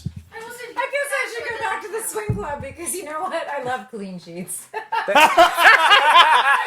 Fair enough. Fair enough. Pete, what's your? There's one smell I can't actually mention on the air. So, Ah. beyond the smell, I'll allow it! beyond the smell of crispy bacon, Somebody's snatch. He's talking about someone's snatch. not even, Particular not even. There is a chocha in question here. I'm just gonna say one word: pheromones. Chayote in I'm just gonna say one word: pheromones. We're gonna leave that right there where it is. But Shaved or unshaved? Or you guys have shaved chests? Always Scorch the shaved. fucking You've always earth. got to shave. I don't, No, I that's don't, where the pheromones I come can't from. grow hair on my chest, so I don't Jesus, have to that's shave. nice. I've got about 6. You want 3? I got about like 8. Like that's about it, and they're like some of them are like up here. Like it's weird. It is what it is. And you know, 17. whatever. All right, so we have a question from Absolute. Okay. This is a I very know- interesting one. I know this question because I asked her Absolutely, to send I this. love your questions. Let's hear this. If you could have sat in the studio during the recording of any song, what would that song be and why? She Okay. said, I would have liked to have witnessed something by Don't David fear the Bowie. Reaper. Okay, so I have I 2. know one. I know One of them in general, but 2 songs or one? Is it 2? well, What was the one is a particular song. The other one is just to get an idea of the process. Because as a musician, I really want to know. But Oh, you are a no, musician. number 1, hands down, has to be I don't know shit. No, has I've to been be in the house recording of Jimi Hendrix's "Castles Made of Sand." Whoa. Because there is some mega trippy shit that goes on in that song. Was that the same every recording though? No. No. I mean, like, honestly, like, Lefty. and thank you to Sirius XM for doing this, because on certain stations, they will play demo versions, they will play alternate versions, they will play live versions of classic songs, and you get to hear It's amazing how the different prodigy they that sound. Oh my god, I know. during Yeah. a short period of time. Yeah, seriously. Brad Man says John Lennon's Imagine. Good choice. That's honestly that's a great one. Like I'm not classic choice. I will never be considered a big Beatles fan. But they are revolutionary. Oh, yeah, without a doubt. They What about redefine Fred? the face They of have the set music a industry. Fred- tone. Yes. certain brackets. I $100. only know If. That's it. That's the only song I know from them. Cream. It's 1,000 words. Cream. Then why Then can't I there's paint one you? about his dying In father. a, It's just in beautiful. a White House with black curtains. Good. In the White Room Song. with black Why? curtains. Why Yes, that one Cream. in particular? That's a good one. How about That's a good one. Evanescent? Because of the Bro, process they of- were Love all a Christian band, but Evanescence. They broke up. Evanescence? You I know- love Evanescence. They're That good. girl They're has good. some fucking voice. She Oh, yeah, Amy recognizes Lee? the Lady Yeah, she Lake. went to Juilliard. She's Thank you, amazing. sir, Your Honor. Speaking about the art, speaking about rock music, and then eventually we got to alternative music. Sure. That reminds me of Linkin Park, who had the same animators do Numb, I believe it was. That Okay. did the same animation for Kill Bill, which brings me back to artwork and comics. What's the next comic book we've got on the agenda? Pete? Wait, no, we only were doing one comic book this week. Oh, okay. Was the Vampirella book. The Yeah, rest, it's all about we're going to me. go It's back all to about talking me. about the Quentin Tarantino Yeah, movie. Yes, Yes. I want to discuss that. But I actually have a really well thought out answer to this question, so I'm waiting my turn for it. So yeah, But and it's your show. I am, but still. and I really like really to let quick. everybody else answer the question before I go. And really quick, the other thing is Grace because is because the band's one of my biggest influences, I would love to sit in on Alter Bridge's sessions for the Blackbird album, which was their second album, which is to me their quintessential album. It's a masterpiece. I have not listened The to recordings of all of answered. that album would just think to you be able to be a fly on the wall for said that in, would blow me the fuck away. In a Awesome white stuff. room with Cream. That's yes. Cream. It is Cream. Yes. I'm sorry. Yeah. It's my naivety. That's- of the it's- whole subject. Yeah, I It's work a lot it's with I mean music. everybody thinks it's Clapton. For anyone that's It is depressed, Cream, but Clapton like, was in the Yes, was, Clapton. think That was when anyone would Clapton agree was that- with Cream. yes, exactly. But would you agree that if you need to express emotions or just be alone for a second and allow yourself to cry or allow yourself to be The bring energy. yourself up, the energy of music has brought me there. Like I'll listen Sure. to like Oh my God, I'm your boogeyman. And I'll be like, dancing around my house. I mean, there are- So, like, I'm gonna go to the gym now. I'm like, wait, I don't need that call. Like, There I don't need are it. literally thousands of songs I that I love could music. possibly listen to on like a walk to work or a walk home Sure. or whatever. And upon reading this, so many things came to mind from the Eagles' "Desperado" or "Hotel California." Desperado is one of my favorites. Desperado is one of my favorite songs ever. Yes. A lesser known "Seven Bridges Road," which is pure fucking harmony. It's a beautiful, beautiful song. Please text that to me. I will absolutely. It's really one of the most heard fantastic it, but I don't songs they've remember it. ever done. But even like I gotta take a step beyond it. It's like, why would I want to be in the room with them? So I need to find myself an artist that I would want to chill with while they're doing their shit, and that would narrow me down to quite a few more. And I love the Eagles, but like I don't really feel the need to chill with Don Henley, Glenn Frey, and the rest of them. May Lord rest his soul. Yes. Now you got like maybe Metallica or something like Enter Sandman or Fade to Black is one of their most Master classic of songs. Puppets. Yep. Master is great. God, So Master of many of their Puppets, holy classic shit. songs. So even like there's just too many. So I gotta take a back seat to that. And I grew up to country music, but there's no real country music that I want to I want to sit in on. So like, all right, let's take another. Clearance is Creedence is great, but I would call them more rock music than country at the But time. then Evanescent was a Christian band, Yes, they were. and I don't know what the story. Evanescence. Was. Evanescence. So Yeah. honestly, I landed on This Republic was, like, with off the charts. no small feat. Weird Al Yankovic. Yeah, because I mean, Weird Al was he was my '80s music. It doesn't surprise me, but it still So- surprises me. But it's meta because it's music on music. Yes. I landed on what would be a song on one of what I consider to be the greatest movie soundtrack of all time. UHF. No, but close. Blade Runner. No. Transformers 1987. You want to talk Stan Bush, The Touch, Dare. You want to talk NRG, Instruments of Destruction, and you've got Weird Al Yankovic thrown into the mix with Dare to Be Stupid. And if you're a Devo fan, you know Dare to Be Stupid. I gotta watch the movie again because I don't remember. Yeah, holy when shit. they I figured landed it was- on the planet of junk. That's what I thought it was. That's when they hit Dare to Be Stupid. Wow. 87 was a good year. What's the? wait. Yeah, Robocop, Predator. That Transformers. All those movies were one of my top favorite movies. I was like fucking 6. Did you see the Run! The new In Go! 87, you weren't that Get old to in the 87. chopper! 87 Get to the was chopper! But I remember seeing RoboCop 1 and 2 and knowing as a kid, whatever age I was fucking watching those movies, I thought the first one was better.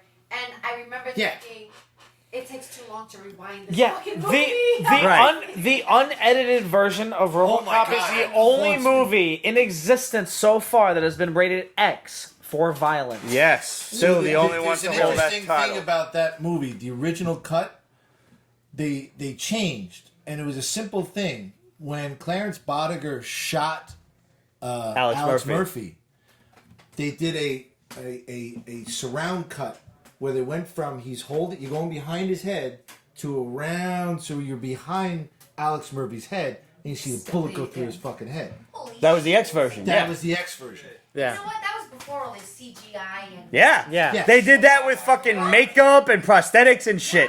That Yeah. simple thing. Or they found a homeless Fuck guy and me up. shot him and no one didn't tell anybody. Keep mentioning CGI because I just can't believe it. Absolutely. When is the last time you sat down and saw a movie before 1988? Like, think about it. The gore. Oh, I of do these because I was thinking about something about Eve because I knew that you were All going About to talk Eve? all about Eve. I'm sorry, and it was done in 1950. Released, I believe 1951. I could be wrong, and I was thinking, but she was more of an assistant to Betty Davis. I actually watched it today because I didn't get the opportunity to see your film that you're The gonna 3.5 speak hour about. film, yeah. Oh, was that long? Yeah. Okay. Worth every minute of it, but that's my opinion. Yeah, well, that's why I didn't get to see it. Okay, so let's hear about that. Should we talk about this now? I don't Really? know. I'm not that good, but... That one's on you. That was. That was. So Chris got to see. I got to see. Yeah, I don't know what I'm hearing either. Just saying. No, something about something about Eve is No, just about that's it. Thank you. an actress and she's aging and but she really trusts like her assistant, which would be like Brad Pitt's role at the stand-in. And Thank you. it's a very famous movie. She tries to take over her life pretty much, and It's one of the ones that's on the list and I haven't seen, yeah. along with Sunset Boulevard and a lot But of that was I was thinking that this movie would be like the closest thing to with Quentin Tarantino and Brad Pitt and all these, you put all these big celebrities together and you never know if it's going to be the best movie in the world or the biggest disaster. I mean, so You've had experience with it. You've actually been on set with said people. yeah. But their egos are like, and we disagreed on like I don't like.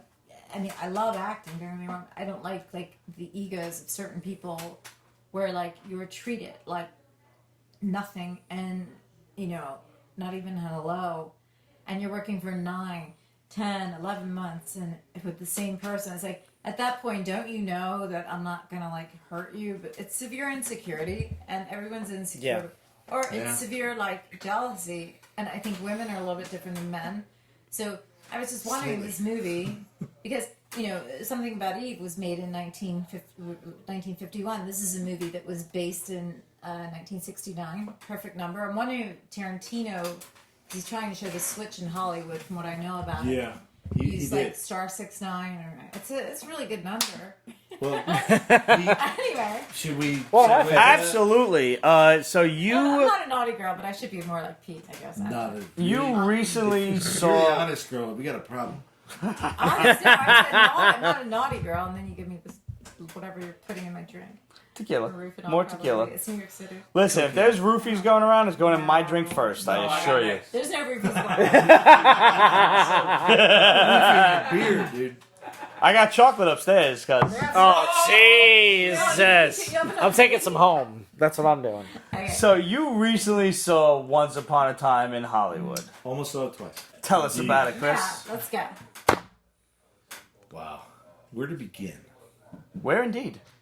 So, a friend of mine who's an actor, and one of the few actors that I respect, because Thanks.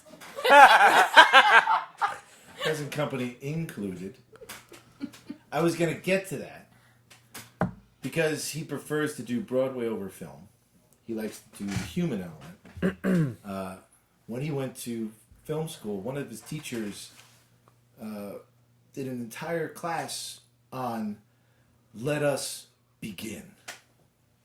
That statement alone opens up so many questions, answers, possibilities. And I think this film has so much in it, it's very difficult to pinpoint where to take the viewer, reader, listener through. So I think I want to start with something that I think all of us at this table can not only identify with, but have done, and that is martial arts. The scene with Mike Moe, who did an incredible job as Bruce Lee. I thought I was watching Bruce Lee. It was incredible. Like his whole, the stilted moments that he stopped his speech to make it more Chinese than English was incredible. But the scene itself was a fantasy. Yeah. And the daughter of Bruce Lee was very upset with the scene because she said her father, according to any type of karate, would never pick a fight. You're absolutely right. So, Yeah. it was. I mean, I haven't seen the film. So someone who does not understand martial arts would watch this film and be very aggravated because they portrayed Bruce Lee incorrectly. Yes. He picked a fight he shouldn't have, so on and so forth. Exactly. He also approached said fight very incorrectly. Incorrect. There's also a dark comedy too.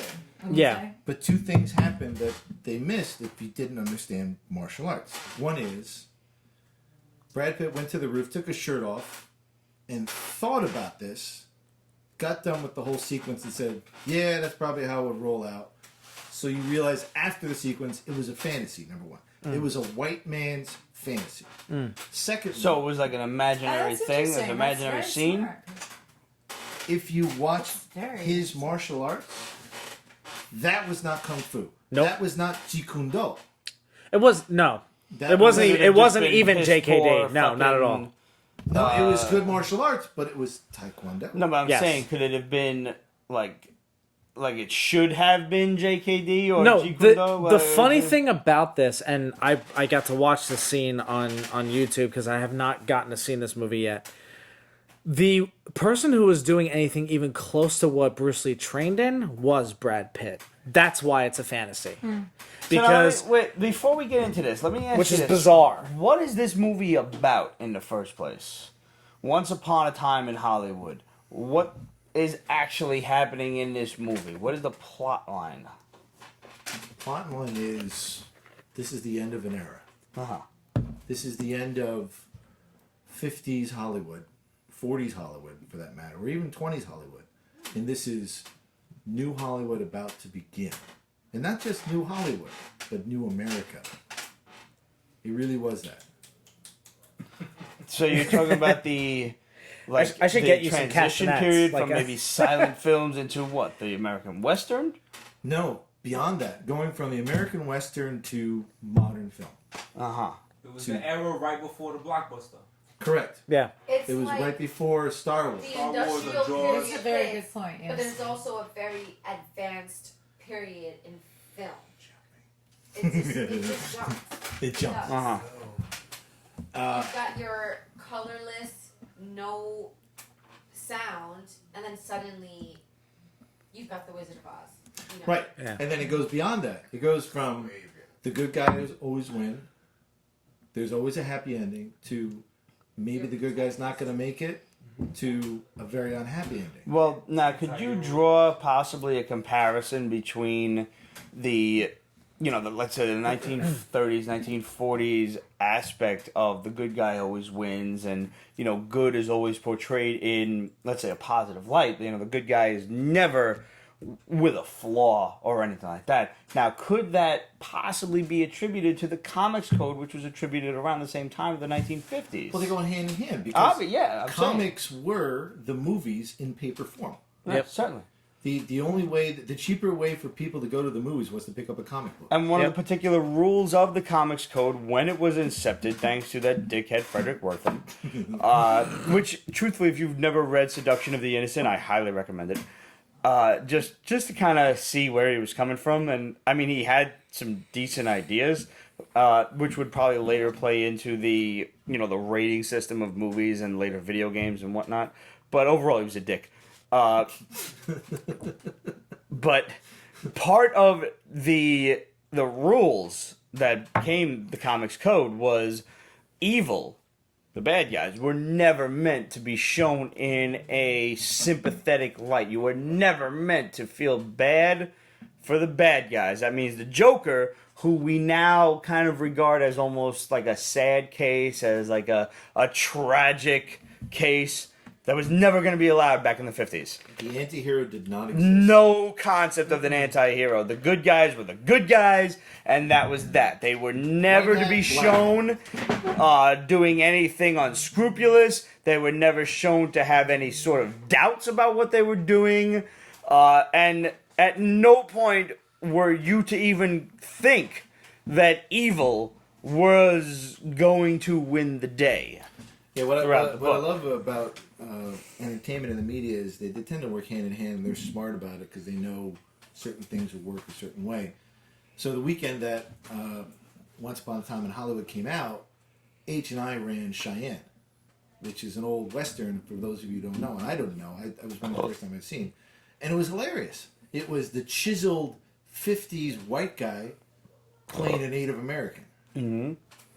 Well, I mean, fucking, what's his name? Was it Charlton Heston? Or Orson Welles that played Othello? Oh, boy. Yeah. I can't remember who it was. I want to say Orson Welles, but I do know that Charlton Heston played a Mexican. Right? And that was in Touch of Evil, which was an incredibly good film, even though he was playing a Mexican. Did we get around to the Quentin Tarantino? We're on there now. Yeah. We're getting We're there. right about there. Where'd you want to go? There's a lot to cover, so... No, I go with the flow. So what were you thinking? No, you had started to discuss the film, and then I just immediately jumped to Quentin Tarantino, and I was like, yes, that was a topic that I really wanted to... Oh, yeah, like favorite movies and so all that to run stuff. with that, and getting back to the Mike Moe scene, and how Shannon Lee rightly was upset with how they portrayed Bruce Lee, and I'm upset with the way they portrayed Bruce Lee because Shannon Lee being Bruce Zod. Lee's daughter. Bruce Lee's daughter, okay. Yeah, Who am I thinking of? Fucking his name sounds like Mike Shannon. Yeah. All right. Which- So it's which attack. That's another conversation. I saw on a play. See now, just you understood exactly what I meant. I'm so sorry. There's going to be a translation No, that was for the YouTubers. that was the exact reaction I was going for. Okay. You knew exactly what I meant by that. I tried to put my pulse on the finger of the community. So Tarantino is a master of... That's a Wheel of Fortune fucking clue. It's like Michael Shannon Lee. Yeah, no. You win a fucking 20 grand with that. That's like, 6 Degrees of Kevin Bacon. Run with Yeah. that fucking Yeah, Channel pretty much. That doesn't 7. mean he did a bad job as Pretty an much. actor, but, just... Michael Shannon doing a bad job as an actor? Are you kidding me? That's not gonna happen. Michael That Shannon's doesn't great. happen. I That wanna doesn't see happen. more of him. Yes, Yeah. thank you. I almost don't want to see more of him because that would lessen the The fact that you want to see more of him. Yes. Yes. Yes. I saw him. Leave in them Runaway. wanting more. I saw the internet dating. one of his best roles. One of his best roles was the Runaways. He played the agent for the Runaways, the group before. Oh God, somebody help me! The rock legend from the Runaways, which turned into Joan Jett. Joan Jett. Before Yeah. Joan Jett went out around. Wow, pull that one like. Yeah. There you go. So they're in a trailer in the middle of nowhere in fucking California, scared out of their fucking minds because they're less than teenagers doing rock as women with a strange guy with a cane in a fucking trailer in the middle of fucking nowhere. Seems legit. And he stops them and he says, "No, no, no! That is bullshit. I want to go upstage and I want to hear this shit and I want to fucking have an orgasm. Where is my orgasm? And they channel That's it. not unique. I've heard And they do that it. before. What? You know, women had that reaction on a regular basis. Yeah, yeah. There would be a lot of men trying a lot harder in Where life. is my orgasm? But it was accurate because I'm gonna memorize it. Like, where is my orgasm? I'm in a strip club. Where is my orgasm? And then you hit it with kneel before Zod. Okay, go ahead. I'm sorry. so, but the character was right in the sense that if those women are going to go up in front of a bunch of men who are going to throw beer at them, if they can't fucking do the line right and the music right, they're going to have to fucking wow them to the point that they're just like, I can't remember why I wanted to throw beer at you. So, Bingo. yeah, that a makes lot of sense. artists do that to provoke, to get. Helmut Newton was the most notorious one of all, but I didn't know that. You know, so they do that. They'll throw dirt at you. They'll make you stand in a corner. They'll make you lay in poop or something. Because they want to provoke. Because they want this expression that you have no idea, because they can't convey it in words because they're too freaking It's stupid. like, what's his name in Wall Street? When he couldn't fucking figure out the DiCaprio? lines. And Wolf of Wall Street. The original Wall Street. With, Martin Sheen. No, not Martin Sheen. Douglas. Michael Douglas. He couldn't remember all of his lines because the movie he did before that was Romancing the Stone. It was basically 4 words at a time. So it was just too much for him. And Oliver Stone was fucking pissed. And he yelled at him and he humiliated him in front of everybody. And he said, fucking go. Get this shit done. And that's when he did Greed, for lack of a better word, is good. Greed works. Greed cuts through and clarifies. Huh. He did that entire thing angry as shit because he was so fucking embarrassed. Because he But wanted it that worked. reaction from him, and acting coaches do the same thing, and I've been through it. Sometimes when that's the right fucking motivation that you need. When you're really being provoked like that, the competitiveness and everything just comes out in you, and you rock it. Yeah. Yeah. They I'm not do saying the it's a same good thing. but it's a little bit abusive. But Producers try to do the same thing in the recording studio when laying down vocals or even guitar tracks for music. They will like, the good thing about any producer, any director for music, movies, what have you, is if they can get you to be raw. Yeah. If they can That's get where the you passion is. to completely drop the veneer of whatever it is that you're carrying, and you actually get to bare your soul to the camera, to the recording, 'Cause that's what whatever it people is. wanna listen to. Yeah, that's what people want to hear. Yeah. You know, it's opening and your it's soul. yeah. So that kind of leads me to another scene that Marie and I were talking about in this movie. And it's just chock full of nonsense. But so Leo DiCaprio plays an aging Western star that, Like a John Wayne kind of type. probably Eastwood or- probably closer Eastwood. to Clint Eastwood. But Clint Eastwood made his mark in spaghetti westerns. This would be more like a Lone Ranger Okay. or a Cheyenne or something of that nature.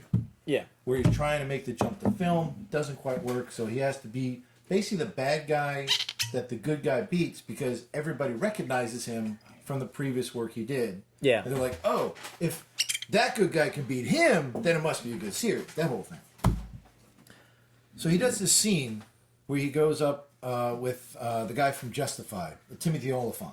Yes. Okay. Who I love. Yeah, Great guy. Yeah, he's fast Great young guy. Yeah. who plays a character from Lancer, who I never saw the series before, but thank God for H&I because on the weekend of that movie was out, they had Lancer playing, and you got to see how the guy was a quick draw, a real fast quick draw. Yeah. So he does this whole scene, and it's good, but it starts getting a little tired, and then all of a sudden he just looks at the camera and he's like, line. Yeah, but what was he doing before he walked into the scene? 'Cause we You're talked right. about this. You're right. Right, So he was the- so stressed, and I've seen this so many times. I mean, where he was drinking tons of margaritas. the Yeah, whole so night, he was 'cause real he nervous couldn't get about his this. lines. He Yeah, was he- like, I can't mess up, in that pressure. And I believe that we had talked about that before. I just don't like what I do because it's not good for my health. It's not good for my heart. That pressure can wear on you after a while. So he drinks all night, right? Yeah, And so he then was drinking to all get night. down his lines, because I guess if you know your lines wrong, then you know them. But so go ahead. There was a great scene before this scene happened where he's clearly still drunk when he gets to the set, and he's like, "Where do I go?" And like, "Go over there." How do you And know? he grabs a coffee, and it was such a Western moment, and it was so like meta because he's on a Western set, and he's basically playing a Western drunk, and you see him like he goes off. You know, it's like the camera's like, you should be over here, but he keeps going this way. He's out of frame. Yeah. And then he throws his coffee on the ground. He's clearly just pissed at his fucking life.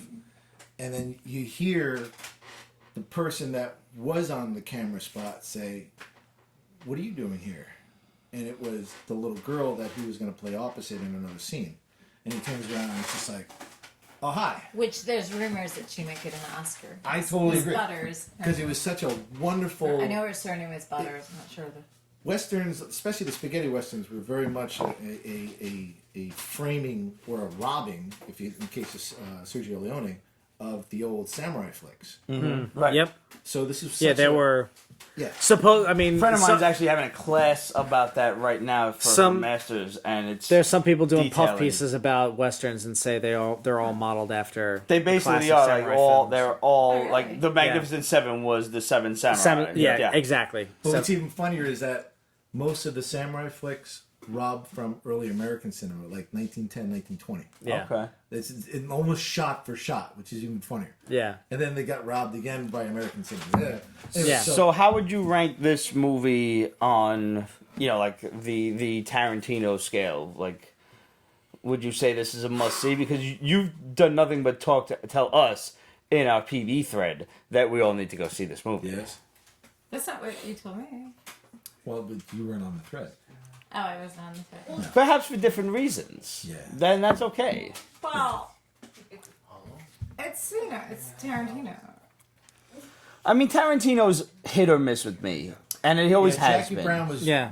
a fun movie, but that's probably the bottom Like- one for me. Yeah. I mean, everybody wants to sing a lot of his praises that he's such a brilliant director, But and to I'm answer just your like, question, I would put this one under Django.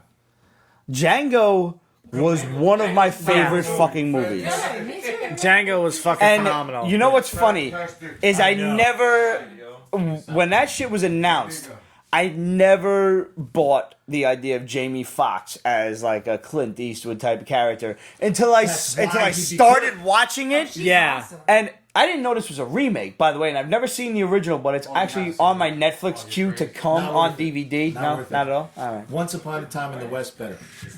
But Okay. like I'm watching Django, and this is the very first time I think that I can remember wanting to fast forward a movie just to get to the end faster so I could see what the fuck happened because I was that involved in it. I'm like, get on it, kill all of these That's why it's motherfuckers. so Do good.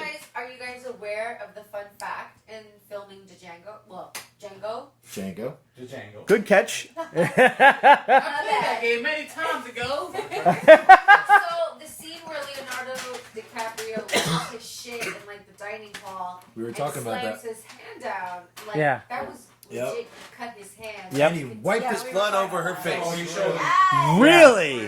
That was real. real. That was crazy. Holy shit. That Yeah. happened on the That's wrestler. right. Yo, when he screams in agony, that was legit. Yeah. Holy. Like just Wow. by act, like he just fucking cut himself and they kept. You got to hear this. Wow. No, because I worked with the wrestler when there was Mickey Rourke and yeah. He was supposed to come in. He's supposed to slam down a bottle of wine and stare in the mirror and say, "I hate myself. I hate myself." And unbeknownst to the boom operators and the camera and the crew, because as an actor you're supposed to know, but if you don't know, like, tell them. I don't know what I'm gonna do. You need to put your guards on so that nobody gets hurt.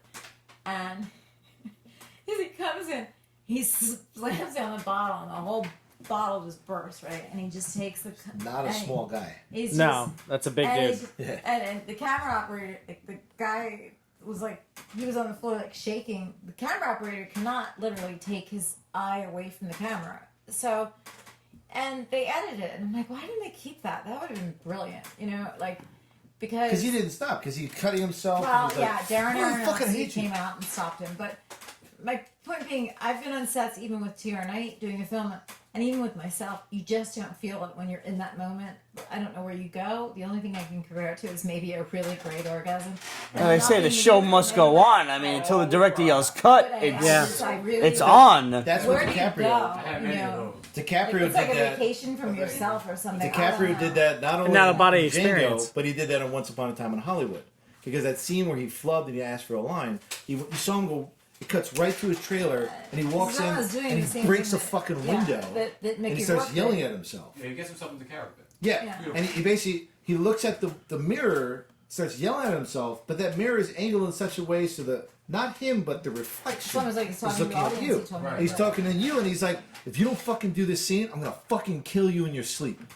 Like he literally says. See, that right there, I think is brilliant because you know what you're supposed to do in life, and I think that was a brilliant move.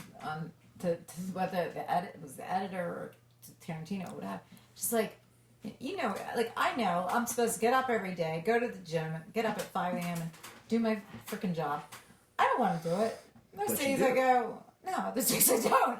But that scene would have changed my life. So I thought I really want to see this movie for that reason. Yeah, so that And final then- scene that he does against Luke Perry in his final acting performance. Oh my god. Oh, wow. I didn't know Fucking that. Brilliant. Yeah, Luke He Perry plays was the really White acting. Knight brilliantly. Yeah. And it's so nuanced. So, like, there's so much allegory. Like, when he gets off the horse and he talks, like, you walk with a limp. You've been in the war, it's like, some. It's like he's so, like, subtle. It's so awesome. Whereas before, in the first scene, everything is telegraphed. In this scene, it's so subtle. And then it's the complete white hat, black hat. Where Rick Dalton is the black hat. He's the evil, full-in character, just like in Django when he's bleeding and he's put on the girl's face. And he throws the girl on the floor. These brilliant actors, but what about Robbie? Robbie Romeo and Robbie Juliet? Corte- No, Robbie. That plays Tate. Oh, yeah. Margot Robbie. Margo Ah. Robbie. An Yeah. insane backdrop Say to it this with me. movie. It Wait, she was created in this such- movie too? Yeah, she played I Sharon said Tate. to Chris because She was the movie. Really? Yeah. She was. I didn't know she was in it. Basically, this is Yeah, about the I mean, murder this is of like a Sharon million- Tate. Yeah. Okay. And for anybody that doesn't know, you want to fill them in? Who Sharon Tate was? Wow. I didn't know either. Honestly, Yeah. I just This is no, like the Charles I- Manson shit. Wow. This is the Charles And Manson I didn't murder. know you were in this. Where's the Sorry. cheese? Drop it, because you know, I mean, everything I else- don't think we can count that as a cheese, Sharon being that the Tate murders was the happened in the victim 70s. Yeah, Like- it's based on the true Sharon story. Tate So Of, she was married to Roman Polanski, correct? Yeah. Yep. yeah, Okay, so she was a victim. 8 months of pregnant. Yes. 8 That's months great. pregnant. And these crazy ass motherfuckers just Yeah. broke into the house 52 and times. So this is one of the reasons I didn't go. See Everyone the movies. needs I a didn't think hobby. I could handle it.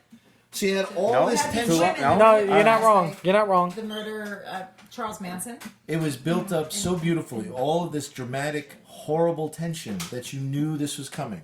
The dates, he kept putting the dates up on you know. so you're basically just this- waiting for the inevitable. So they had it. And then we got to the Charles end, and Manson. you're like, you're literally jumping out of your seat at the violence.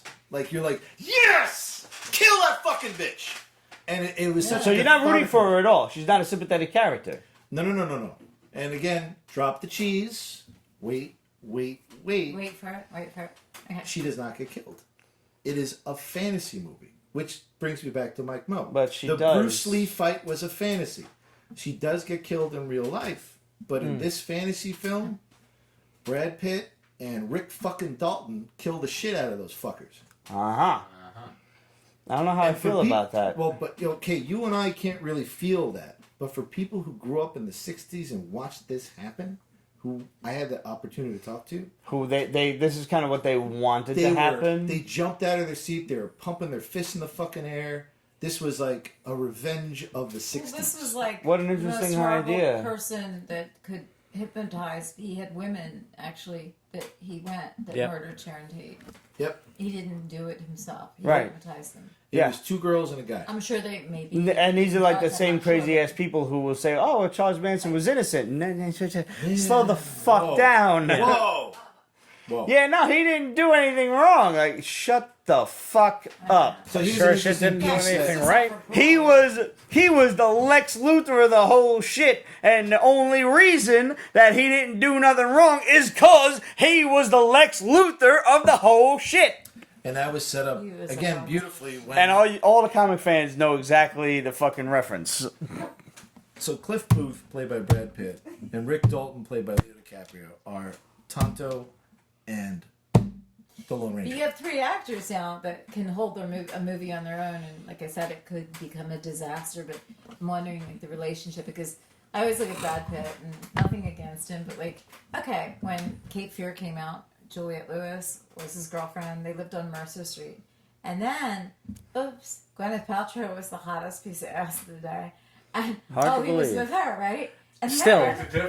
then, well, I don't know who he Definitely was. differ. Okay, Yeah. I stood on stage and said, "She's my angel," whatever. And then Oops, We Friends can't be comes friends out, anymore. and he's with Jennifer Aniston, and then he meets Angelina Jolie, and he's with Angelina Jolie. So my question is his next girlfriend going to be Romy? It's the lips. Well, he's Margot 57, Robbie. So I don't know. I'm not Yeah. Brad Pitt. Nah. Brad Pitt's Brad Pitt. 57? Yeah. Well, shit. I'm glad Wow. that he's clean and sober Born in now, and 62. I think he's doing Holy great. shit. So Margot Robbie was the unattainable female presence to the Pardon Lone Ranger and Tonto of the 50s. Okay. So at the end of the film, It's going to bring back that 50s style, I think, Oh, yeah. too. I like that a lot, yeah. at the end of the film, when all of this happens and the cops are taking everything away, meaning Rick, gets invited up to see Sharon Tate. And what's interesting is the entire movie had no soundtrack. And people can argue about this. There was no but music in it? The music was all in the radio of the cars. They were doing all these car trips back and forth. So, but And it people are technically like, had a soundtrack. so it technically did. Technically, yes. But it was all from background music.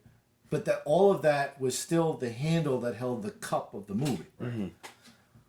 This was the only scene that really had music.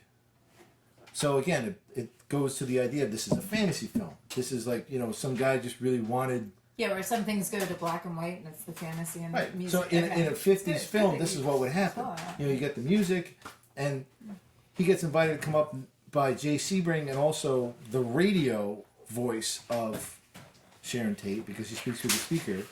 And we see them embrace, but we see them from up here above the house, which kind of, says that we're in heaven or we're looking down. We're not in the whole scene anymore.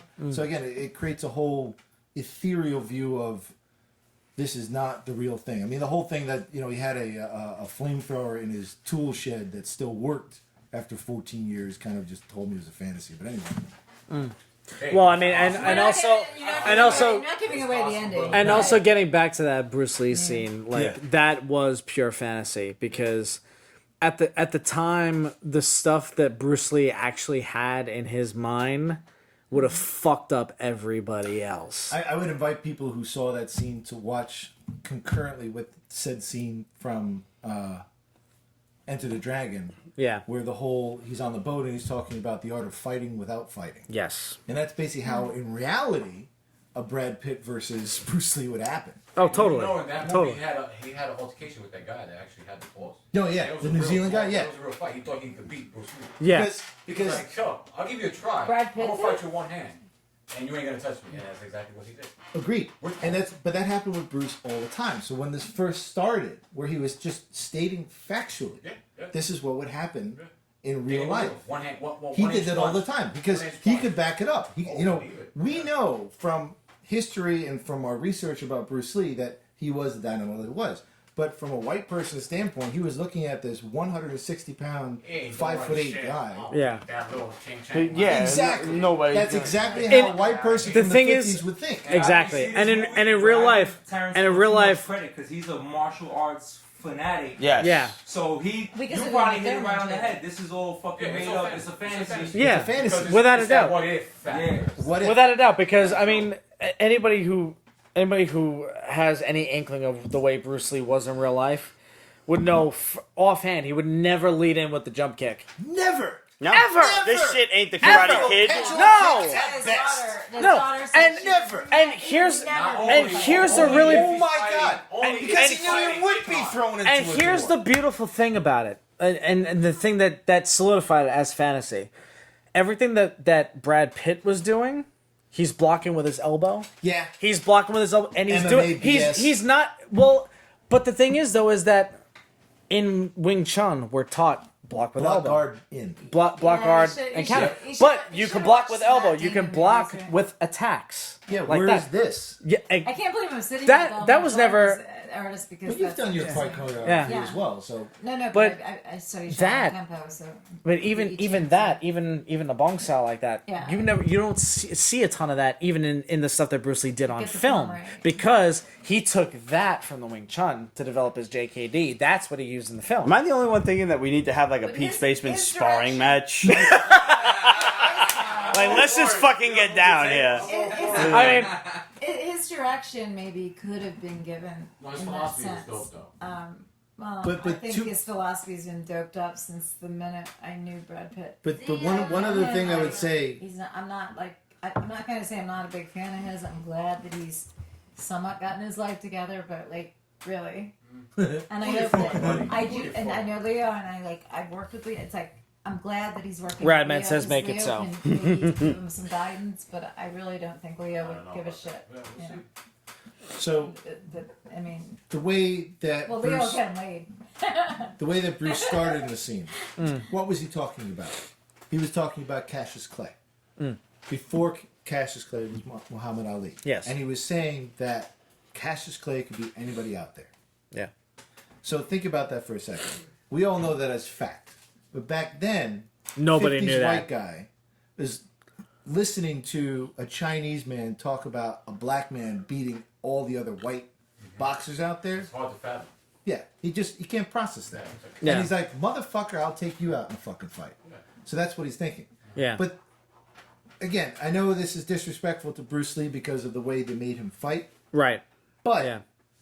I like the fact that he made Bruce say that because that was the changing of the times. Exactly. You were seeing, I mean, you look at Enter the Dragon. Enter the Dragon was a monumental film, Yes. not only for the martial arts, but it was a black man martial artist in there. Yeah. Yes. At Yep. that time, I hope you know, was well sought after. Yeah. A Yeah. lot of, Yeah. They were street fighting, yeah, but they learned the martial arts because they wanted to conceal that animosity towards whoever until the perfect time Right. to release the dragon. And So, on top of that, they also showed in that movie Oh yeah. how the police brutality against not only just martial arts but black people. Oh yeah. It still Yeah. hasn't changed. It's like, oh, this jig's going to Hawaii. Yeah, You know, that- this jig's not going there. That scene in Enter the Dragon, everything that They showed that them they throwing buckets that of they water. deal with Yeah, that was real. is that's some real shit. Like Yeah. that was That's just wrong. that was like a really nice view into what was really going on back then. So like in a that's way, some crazy shit. I like that Yeah, it was a Tarantino crazy time. Yeah. We're in a crazy time didn't now. So didn't pay it respect to really is good, but I'm sorry. No, it's okay. I like the fact that he didn't fully pay respect to Bruce Lee, and he kind of showed the racism of that time Yes. Yeah. towards a Chinese man who arguably was the greatest of all time. Right. Basically, whatever. So, and the third thing is, this is interesting. You notice he's in costume because he's the Green Hornet's sidekick, Kato. Yeah. And he's got the the full whatever on, and he's got the gloves on, but he's got sunglasses on. Kato never wore sunglasses. He wore a hat, never wore sunglasses. Why does he have sunglasses on?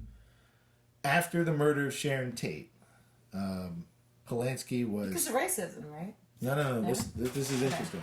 Polanski was afraid for his life, and he was convinced that it wasn't this random thing that people just showing up at his property because they were renting the house, and Manson thought his friend who fucked him in the radio industry or whatever it was still living there, and that's why he sent his dogs out there. In any case, he thought it wasn't random. He thought it was friends. What kind of dogs? Yeah, because we were talking about dogs earlier. I'm sorry, I just wanted to tag it. Just curious. So he was always thinking it was somebody close in his circles. But on top of that, he called Bruce and he's like, "Hey, look, I need you to train me because I got to be ready in case somebody fucking tries to kill me." So they're training one day at his house, and Bruce is like, "I lost my glasses. Here at your house. Is there any way you can help me?" And Polanski was terrified because when the police were there at the scene, they were all wearing horn room glasses. and they found a pair of glasses that didn't belong to anyone. So it never got connected whose glasses they were. So here's Polanski hearing this story, and he's like, "Oh my fucking god, this could be the killer." Because Bruce Lee, I mean, arguably Bruce Lee could have killed everybody there. Sure. He's got that capability. Not saying that he did. Right. Ever. I would never say that. No. But arguably he could. Yes. The one person who could. So Polanski, with the balls of a fucking titan, says, "Hey, you know what? I'll take care of you. Let's go to the mall and get some new glasses." He goes to the mall and he gets some new glasses. And thankfully, it turns out that Bruce had a different prescription Than the ones found. at the crime scene. Huh. But I found that fucking amazing Wow. that they had glasses on Mike Moe in that scene. Right. Interesting. Because that's a very little Sounds like known something I fact. might Yeah. have Or seen. it could have been his. He could have just been like, that's not mine. Again, It's like the glove fantasy. never fit. Yeah. So If the glove fits, you But must have there is quit. a really gory, like if you have panic attacks, which with most women I think do, just like don't, maybe not go see it. So would you say Violent. detail-wise, like this is... There's I mean, the Layer after the layer thing about after layer. Tarantino is that his attention to detail is unmatched. It's like chess. It's a riddle wrapped It is in an completely enigma, wrapped in unmatched. craziness. He And- has his and the thing moments is- for me, like, I does, love Kill but the- Bill, I hated Part 2. But the thing is that shit like, like that. it goes beyond what he wants to pay homage to. That's the key. Because it like all of his references and his attention to detail goes way beyond the obvious. The obvious is Kill Bill 1 and 2. The obvious is a Jackie Brown. The obvious is, what was it? Till Dawn. The Hateful White Eight, Dust Till Dawn. Hateful Eight was Yeah. actually really fucking good. Yeah. I was surprised how payoff much wasn't I good. enjoyed Hateful Eight. I think the payoff for this movie is amazing because at points of this film you're kind of like, okay, I can deal with it. I can get through it because it's Tarantino. You want to fucking chastise me? I've never actually seen Inglourious Bastards. What? Or Reservoir Dogs. That's like your film. Are you fucking kidding me right I now? haven't either. He I'm is gonna Mr. tell you Blonde. why. I That's have a why. reason why. Craig. My first time that I saw Tarantino film was with my mother. Nice. That's an No, odd company for a Tarantino And film. it just happened to be Pulp Fiction. Okay.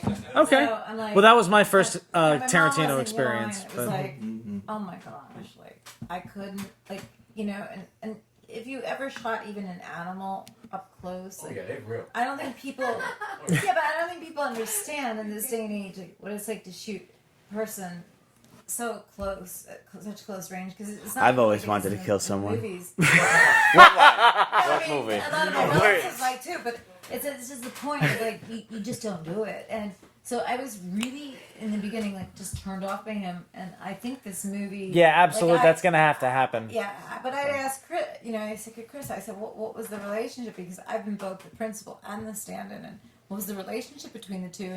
And he really brought out the ugliness of even the stuntman and how like horrible you have this. You talk about.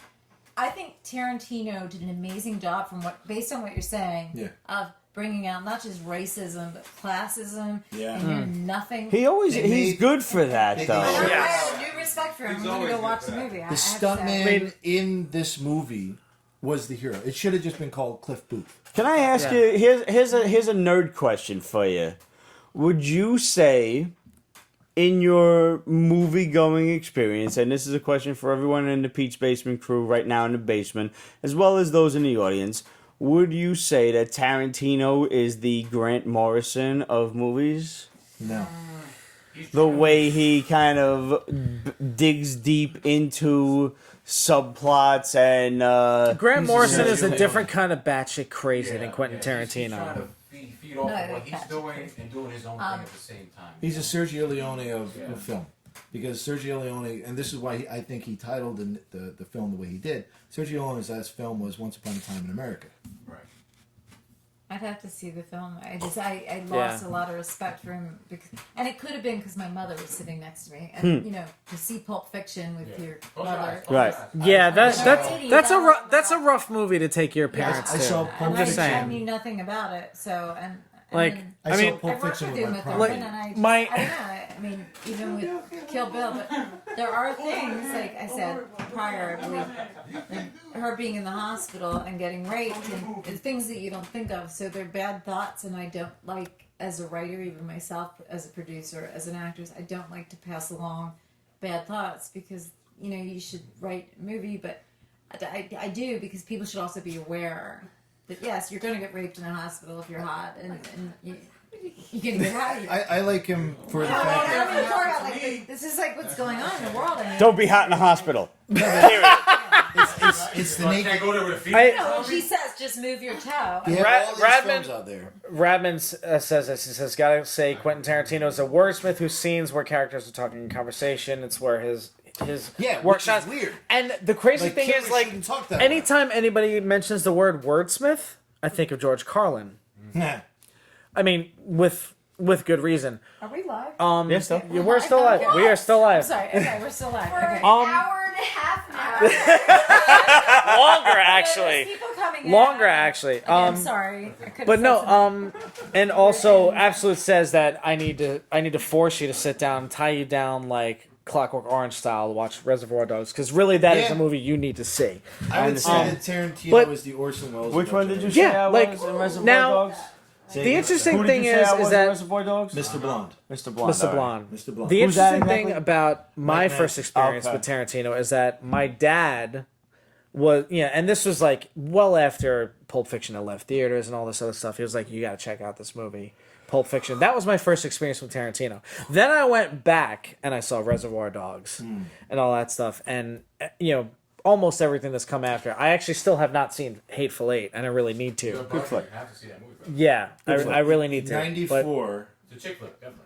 In 94, I was in a theater with my eventual prom date watching Ving Rhames get anally raped. yeah, that's what I mean. Listen, Pulp Fiction. for anybody who did not know about Tarantino, that's a rough scene to watch. I know. I couldn't get into Pulp I Fiction. didn't know if that was Didn't going to give a continue shit. after that. I was like, Forget hey, nice knowing forget about the non-linear plot. Like you should be innocent. Forget about all of that shit. I didn't give a fuck That about drops. Pulp Fiction. There, I've said it. Fucking said it. Go look at the beautiful, the beauty in life. But blueberry Well, pancakes. honestly man. speaking, it was the camera. Guys, it was the camera. A lot of people weren't used to that. Yeah, a lot of people was made like in love with his camera angles and shit. I don't know. So fair point that extends to As for Ramon, this current movie. What I loved about Pulp Fiction was a lot of his storytelling was in the in between. yeah, So Not the upside down. no, Oh. the in That's between. what I thought. Ah. It's kind of So, left it up to your mind. When normal action films have a hitman get out of a car, it jump cuts to you're in the guy's room and he's shooting people. Correct. In Pulp Fiction, you go to the back trunk. They open the back trunk. He's talking. You take the guns out. You walk into the place. You see that whole walk. You walk the lobby. You get in the elevator. There's a whole elevator ride. Then there's a walk through the hallway. All through, they're talking about exactly. They're talking about foot sex the whole way. yeah. I got two words for you, cuz mellow, dramatic, When they're that good and looking, you have that to can be be a wild good before thing you kill somebody. or a bad I'm thing. doing it for the feet. So in Once Upon a Time in Hollywood, he puts feet in your face constantly. Dirty ass, disgusting fucking feet. So we should call him Footy McGee. Yeah. They gotta be Why not? Yeah, That's his it's new almost name. like, fine, fuck you. You like my foot scenes? Here, look at their fucking. Peralta, Footy that- McGee. that's what makes Pulp Fiction a great film, is because it's not about. It says, Pulp Fiction didn't have much of a story; it was all sub stories. Yep. Yes, that's exactly the point. It was the stuff That's the behind the reason curtain. why the movie is non-linear. If it was about the overarching story, we wouldn't have that. No, it'd be boring as hell. Yeah, It's about what happened prior to you walking in the scene, which I think Right. exactly. not just in acting, but in life. You have to And- think and about that's- that. If you're meeting someone for the first time, like, okay, what happened in this person's life before you met them? Right, And yeah. So that's It's like the thing that Tarantino illustrates is about the context, not about what's actually happening. Glad you said that word. Yeah. So, Illustrates it. illustrates. You like that So- one? Yeah. because it Go with sounds it. like you covered everything. So Tarantino in this film, you really got to pay attention to the little shit. When they're doing something innocuous like driving home from the set Rick Dalton and Cliff Booth. And again, I'm in characters. I'm thinking them in their names. Brad Pitt He and drives up to his house, and you look at, which is the beginning of the movie. The fucking movie was you're looking at a character of Rick Dalton in this really weird. I don't know if it's one of his movies or whatever, but he's got it in his like parking spot. And as they drive up, you hear over the radio not a song, but an ad for a movie called The Illustrated Man. I saw that, Pete. Ah, okay. Yeah. And it's all about. And if you ever, I actually read this book. It's based on a Ray Bradbury play. Man, you're really into this. Yeah. Oh, That's cool. Oh my fucking god! There's like 17 other. What did I? That's just one instance of the layers in this fucking movie. That's what's just. Yeah, but I was fucking telling crazy. Chris, I'm like, I need to find an actor that was the stand-in at that time because I've been the stand-in, I've been the principal actress. I've never seen my stand-in. I don't know, but usually they have a piece of tape and it says the character's name, and you know that that's your stand-in. Wow. So like you literally marked. You're literally told as a stand-in. You don't Branded. talk Yeah, to. seriously. Yeah, you're branded. Thank you. Good. Yeah. You're like cattle. You're like nothing. You're like and I've had only Brooke Shields and Sofia Vergara that I stood for pantomime. Hello, but you're not really supposed to speak. So I was curious about that interaction because maybe at that time it would have been different. But I, and then I've been on the other side, and I'm like, "Where's my stand-in?" Because I want to be really nice to her. Because you've been on that side. Yeah. I think that's given me a lot of like. I can totally help in my relate to life, that. my relationships and with people and everything, not just being so like, who are you and get out of my face. I mean, I can totally relate call to people that out right from- now, I'm not going to because they're not even worth my time. Yeah. So has that helped you being more empathetic towards the people you work with, or hurt you? I just think that no one should be on an ego trip because anyone can replace you tomorrow. Yep. And if Without a that doubt. person could be me, and it's complete insecurity, I just not into it. Does that mean cut? Yeah. I mean, No, that means like yes. no, the parallels. Yeah. Yeah. I'm not like I would never treat someone like, oh, they take a break. Okay, it's like 150 degrees out, and I want water. Okay, well, like, and they'll sit there and they'll drink in front of you, and you talk about like racism. I mean, talk about being a freaking egomaniac on set. So there's a lot of actors that are like this. I've worked with them. I can't say their names because I'll never work again, but I don't really give a shit. Say it! Say it! Say it! Say it! You know who you are. Anyway, I mean, fuck the you. the interesting Curse and fuck is, the interesting I guess, parallels that's I've dealt with that to a certain extent, and being in the music industry and touring with other bands may have had their heyday a long time ago, may be looking for their heyday. You get a little bit of that. You get a little bit of that mentality where it's like, oh, you guys are the opening band, you're the small fries, you're worthless, none of that stuff. Thank you. The difference being is that usually by the midpoint towards the end of however long the tour is, if you're worth your weight in gold, they will know and they will acknowledge you by the time that tour is over. And I've dealt with both ends of the spectrum on that, where you get cold shouldered like so fucking hard not even that. Before they can figure out whether or not you're a no talent hack, they give you the cold shoulder. Once they realize that, It's like these in guys are high school, fucking it's like your legit. first day at school. Right? Yeah, exactly. Once they realize, these guys are fucking Now they wanna legit, be your friend. and I can be replaced at any time because these guys are actually really fucking good. Now they start to warm up to you a little bit, and now they start to show you some stuff about the industry that they learn on their own because they had to go through that shit themselves. Sounds like a So bunch of douchebags. It was like, No, everyone not- said, honestly, not Serena necessarily. Williams cannot be beat, and I always said yes, she can because I have the ability. And to she watch did the get most beat. Talented actors work. They can treat me like shit. They can treat me whatever they want to treat me. I get to go through their lines. I get to act. I get to make my own choices, and it's great. It's like a free acting class for me. But then they come in and they do it their way, but I get to watch it their way. So I get to study them just like a tennis player would. And yes, eventually Serena Williams did get beat. Yep. Not putting her down in any way, but Not it's at all. just that, they can't study me. they don't know me. Or they don't want to study you, and that's Or they and have that's no the interest. case. Yeah, it became boring. Call up those bombs from the shadow. You got it. Yep. Give me a When sec. your job becomes really, really Wait, boring. before you go into that, just one. He's just getting them. Go ahead, go. Two more things to go, because And I didn't talk a lot I'm actually about. going to be covering a party for a benefit for the U.S. Open. So it's Nice. very interesting, but as more of a reporter, but it should be fun. I don't know. I did not know a lot about Sharon Tate.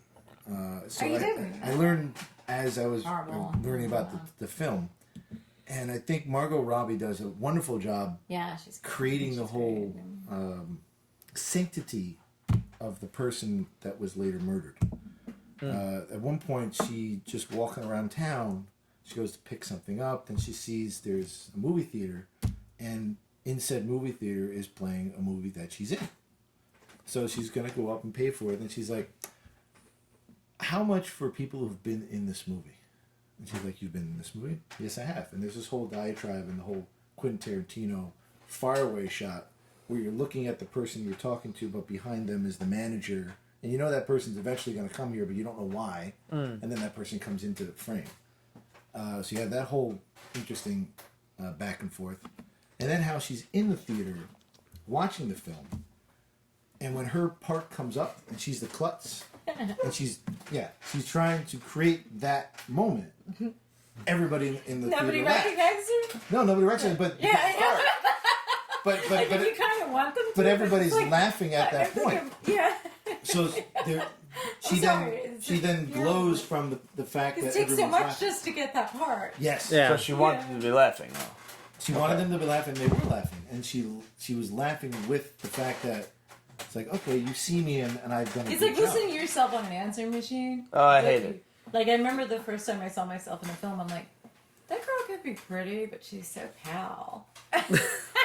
And at So then that I ended up Vampirella, so there you go. Like, Shit. There I you remember go, the that first time I works. heard myself on a voicemail. I'm like, They say you're Yeah. Is that my voice? yeah. Is that my Yeah. voice? No, that I it's- felt Oh, that well. fucking line in my soul. Dude, Like, I just. let me tell you something. Like the toughest thing for me as trying to do something vocally, like trying to not just do backup vocals but actually sing. I hate the sound of my own fucking voice. We all It's awful. And going back to can't everybody's their own teach What worst else do you critics. have? So No. it's interesting that I need to be she's taught, done actually, maybe 3, maybe but- 5 films, but they chose a particular film where guess who was the fight choreographer? Me. Worth the shot. I travel. mean, no time travel. Okay. Speaking of time travel, Steven wait, wait. Seagal. No, Who? Bruce Lee. Fucking hell. Oh. And when you watch her Kristen scenes, research. yeah, Yeah, I'll fist bump, sorry. it's all right. When you watch her scenes in said movie, she does the pendulum kick, which is what Bruce would have done instead of that fucking flying bullshit that right? they did. Yeah. So you had a lot of tags. So which is the- good. My bad. Which is interesting because But- there was some other jump cuts where you saw Bruce training other people, and that was an homage to Bruce Yeah. because Bruce, It wasn't when he was actually when the spotlight is on him. No, yeah, Yeah, it was When- never about that. It was always in it's always shadows. and that's the whole point of Bruce Lee's training and everything else. It was done in the shadows. What he really knows is done in the shadows. What he showed the world is what everybody thinks is the real shit. That's what I love about it. I'm glad you're here. Absolutely, and Peter, it was brilliant. Pete, it was brilliant of you to juxtapose it with Vampirella because she doesn't know what's going on in the world, and I still don't. I mean, I love that character because it's just like Goodbye, darlings. she's like, why can't I walk around naked? I don't know. You know, why can't I go to Why a swing can't party? And these are beautiful. I compliment the artist. I don't know if they're me. I mean, but I do. Yeah. You know, I'm not getting paid for this. You should, goddamn So- it. You're worth every penny. Well, Thank you So much, sir. we've got I'm some not bombs getting from paid the for it. shadow yeah. Bring in to DC Comics go in over here, before and I we compliment the artist. call it a night. That's Yeah. Right, all right. So, You can say. All right. all right. So the shadow says that the current plan for the Fantastic Four in the MCU is to have Reed Richards working for Sword when the accident happens, which is fucking huge because we got to see Sword at the end of That was Home. Sword? Far From Yes, Home. that's Far- that was that's so- Sword. that was a Sword facility, absolutely unmistakable. Which is honestly fucking awesome. He says this would boost the Sword TV series for Hulu. So I'm guessing they would do an introduction or a teaser? Basically the idea is to have Shield spin off into Sword. And then have Sword. And hopefully the same cast will be brought over because Right, they really are. fuck It really is a great show and it's a great cast. So Yeah. I hope to see them continue their work. Yeah, they really have a great chemistry between each other. They do. Yeah, absolutely. And I think it would be really cool to kind of like have Reed Richards show up as an extra. Or, and have him be some sort of ancillary, I don't think that he'll unknown... be an extra in a TV show. I think he'll be in a movie that will simply lead into a TV show. I don't think they would do that or the other way around. Okay. It would be cool if they did, but I think it would be dope if they did. Yeah, like as a cliffhanger teaser, like at the end of season 1, to just they would never do it, which is a fucking shame. I know. I think be it'd be so dope awesome. if you all help me write a Vampirella comic. I'm down for that. Okay. Really? I've written work. comics before. Yeah, thank you. That'll work. I want to know what the audience I'll thinks. write I mean, this might not be me, and let's just end all this bullying and jealousy that's been going on, and let's not show up at what is it, Roswell? Of Area 51?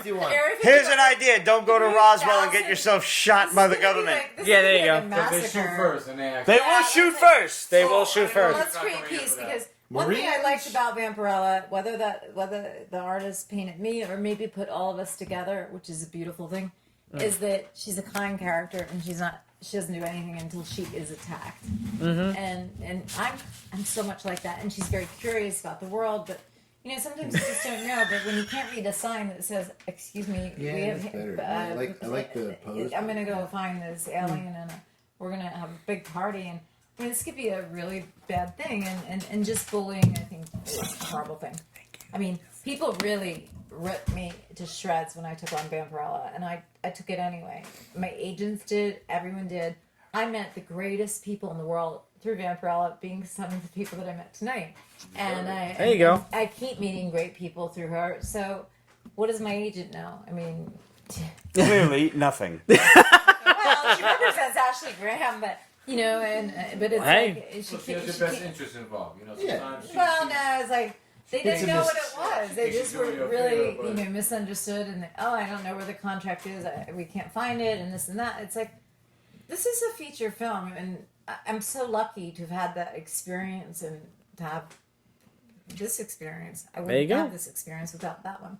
But Well, you we're get called happy a to lot have of you here. The names door is always open when to you're you. in the public eye, and that's another thing. I mean, I don't know how these actors deal with it today, so I'm hoping that DiCaprio could give Brad Pitt some advice in his recovery, and and not just his recovery. I mean, he's been in the public eye, but I mean, every celebrity out there, I've seen them all kind of break down, and I get it, and I think that Tarantino tagging to Tarantino really showed it on film, from what I've heard.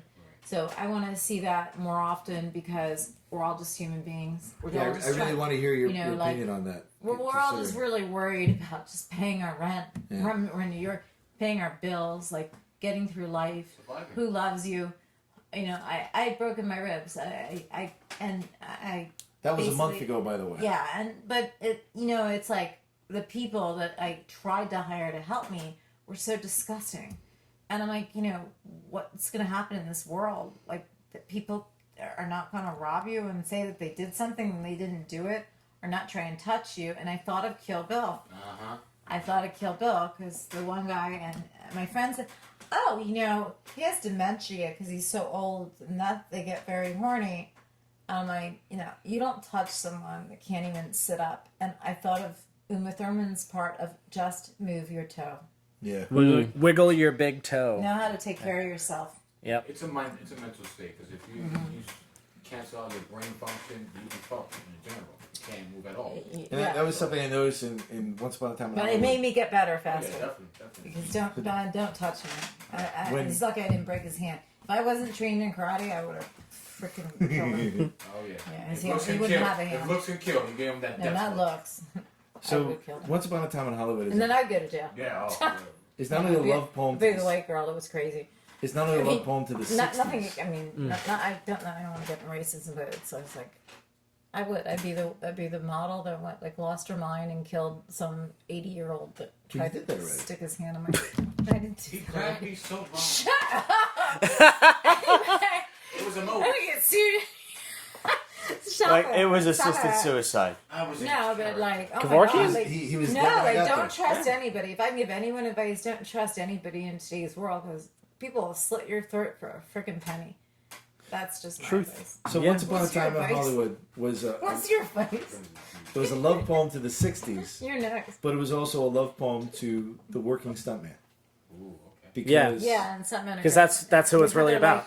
We were That's talking what it's about really about. fire. I mean, the stuntman. I've known him. He was a Ford model, and they make a ton of money. But he was telling me like he's going to be set on fire, and I can't even look sometimes. And then you had the accident with Vin Diesel's stuntman, which I don't know if anybody heard anything after that. It's Did he fighting for his die? life. No one said anything. So, but they make the same residuals, and they put up with a lot of stuff. Like Shit. I'm stunt trained. I literally and I didn't get the credit for it in the J-Lo movie. What's it called? Second act. And I didn't see Christmas that tree fall on me 15 times. It's like, okay, don't pay me. Like, just pay yourself. It's fine. You and can we A-Rod. get the line right? But, like, I don't A-Rod, want this Christmas tree A-Rod, on me again. Really? I'm not a big fan of A-Rod. Although I think baseball, I have the Mets live right near me. So. I don't- So through, All right. Fortunate, I see. through the entire All right. film, I've dated baseball players. I don't really. through the entire film, Brad Pitt his character did not whine once. He was happy to clean Just the be shit working, out of his yeah. toilet Yeah. to redo his. Yeah, you're like a second-class citizen. You are like nothing. And You're when like cattle. and when Cliff Booth clearly saved the day at the end of the film, what did he say to Rick Dalton? Did he say like, "Hey, you should go to the papers and tell what I did"? He said, "No, go sleep with your naked Italian wife and have a good time. I'm gonna go to the hospital. I'll see you tomorrow for bagels." Yeah. Amazing. Yeah. Well, everybody has That's their crazy. God complex. I will say that because I've had people apologize to me after they've gotten fired because of how horrible that they acted toward me, cut me off from jobs, pulled out their penises. I have more dick pictures. I almost was gonna do a.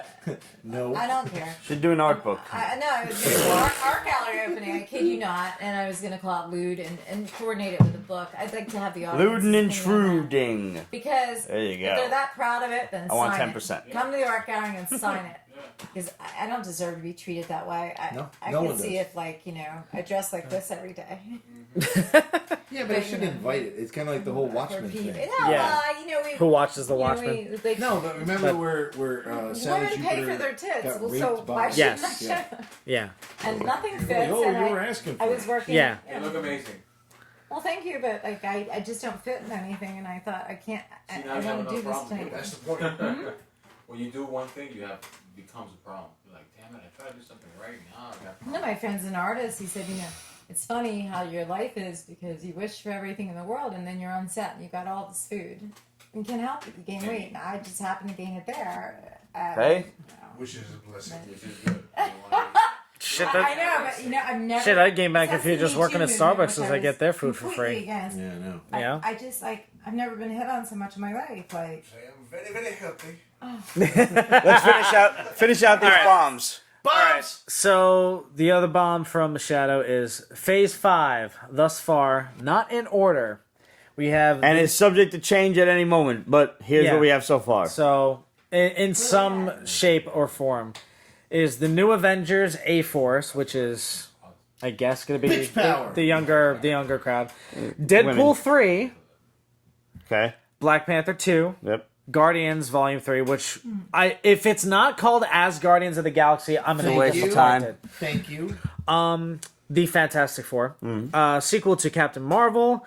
Nova. Yes! They Thank just came out you. with a pop version. Did you see that? I did, and I'm going to grab that motherfucker should. so fast. X-Men is going to be introduced. On Disney Plus is going to be Power Pack and the Young Avengers. So we're looking at Kate Bishop, we're looking at Right. Shuri, we're looking at all those people. And Spider-Man 3, whatever that's going to be called. All right. So that's Phase 5. So let me remind you guys right now, we've got 2 contests going on. We have the Vanessa Del Rey signed copy of Empty Man issue 1. All you gotta do is answer, what is the Voltron-esque machine / character that the Eternals form in the series? That was a Demetrios question. You're gonna have to dig deep for that because if I know Demetrios, that's a tough one. The second one is, do men like real tits? Men always prefer real tits. Okay, what's the third one? Facts. And the third question, I try to distract him as much. do you They're very prefer real intelligent. tits? Does it matter to you? That's the second question. That's the end. The third question for 2 tickets, 2 free tickets to Liz's art show. That's Raw Talent.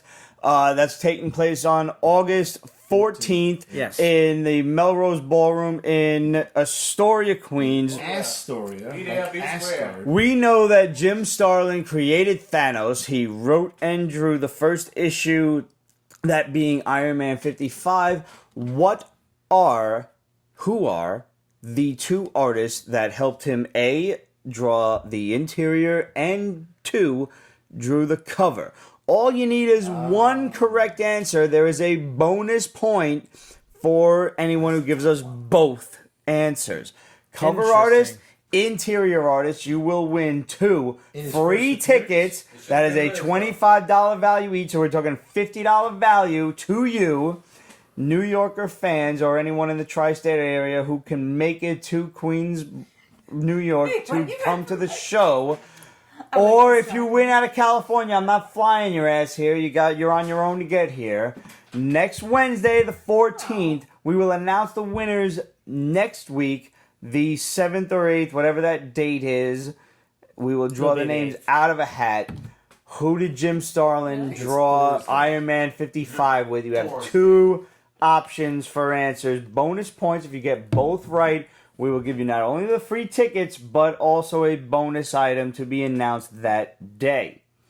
There Maybe you go. we can figure out a way with Miles I was to fly like, what is them this out. for? Maybe we can Perhaps. get an We're not autographed promising picture or something. Who And knows? the answer to do men like real tits, like I just like to throw questions out to random audiences because I don't know.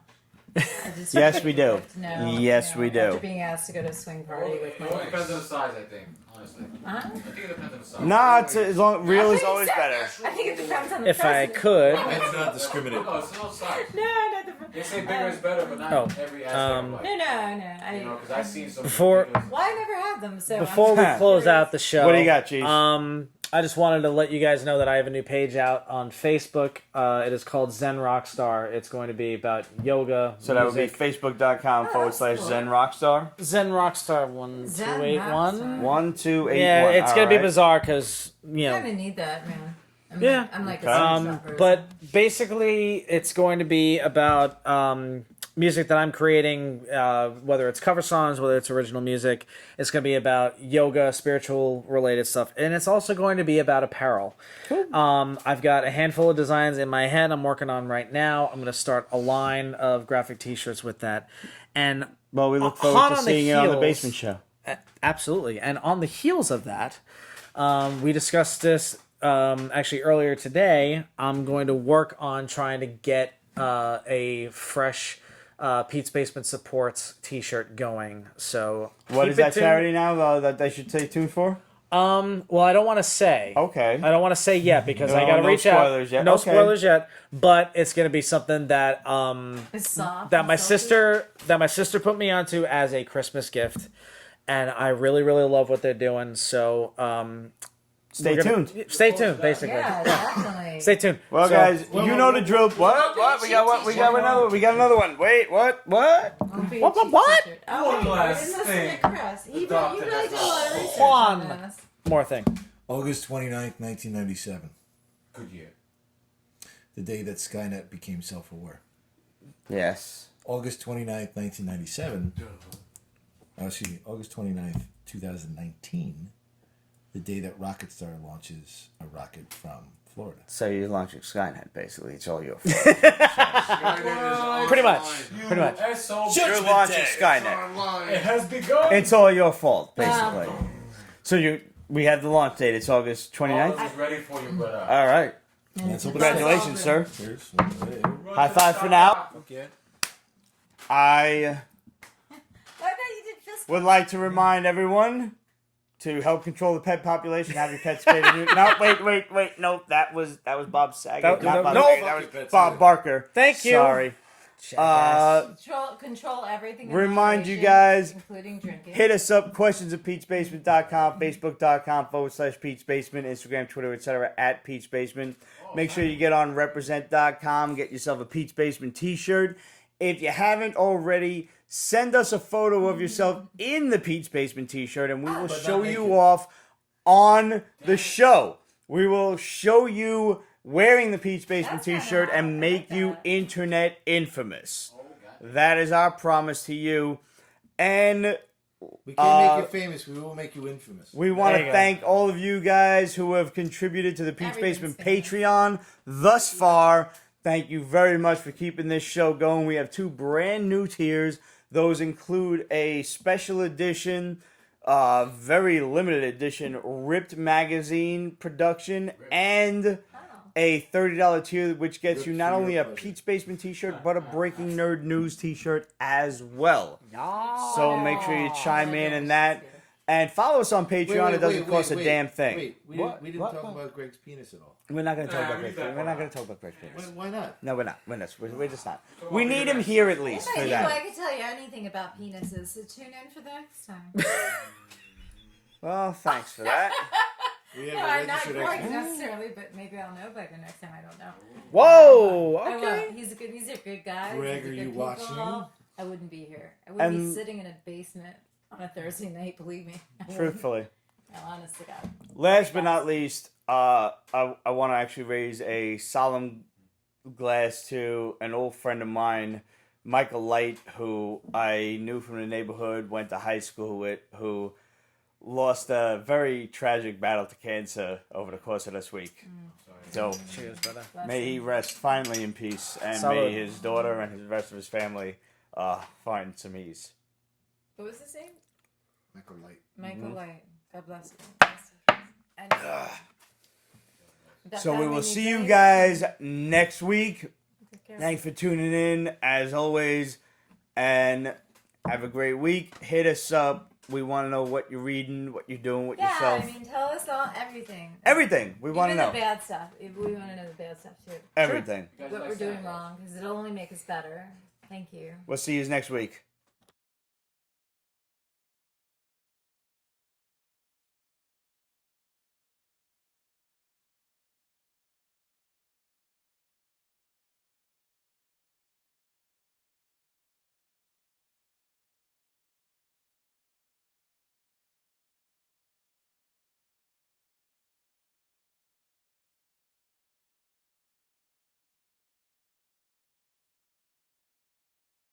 Peach Basement is copyrighted 2019. Ripped Productions. All rights reserved. So go fuck yourself.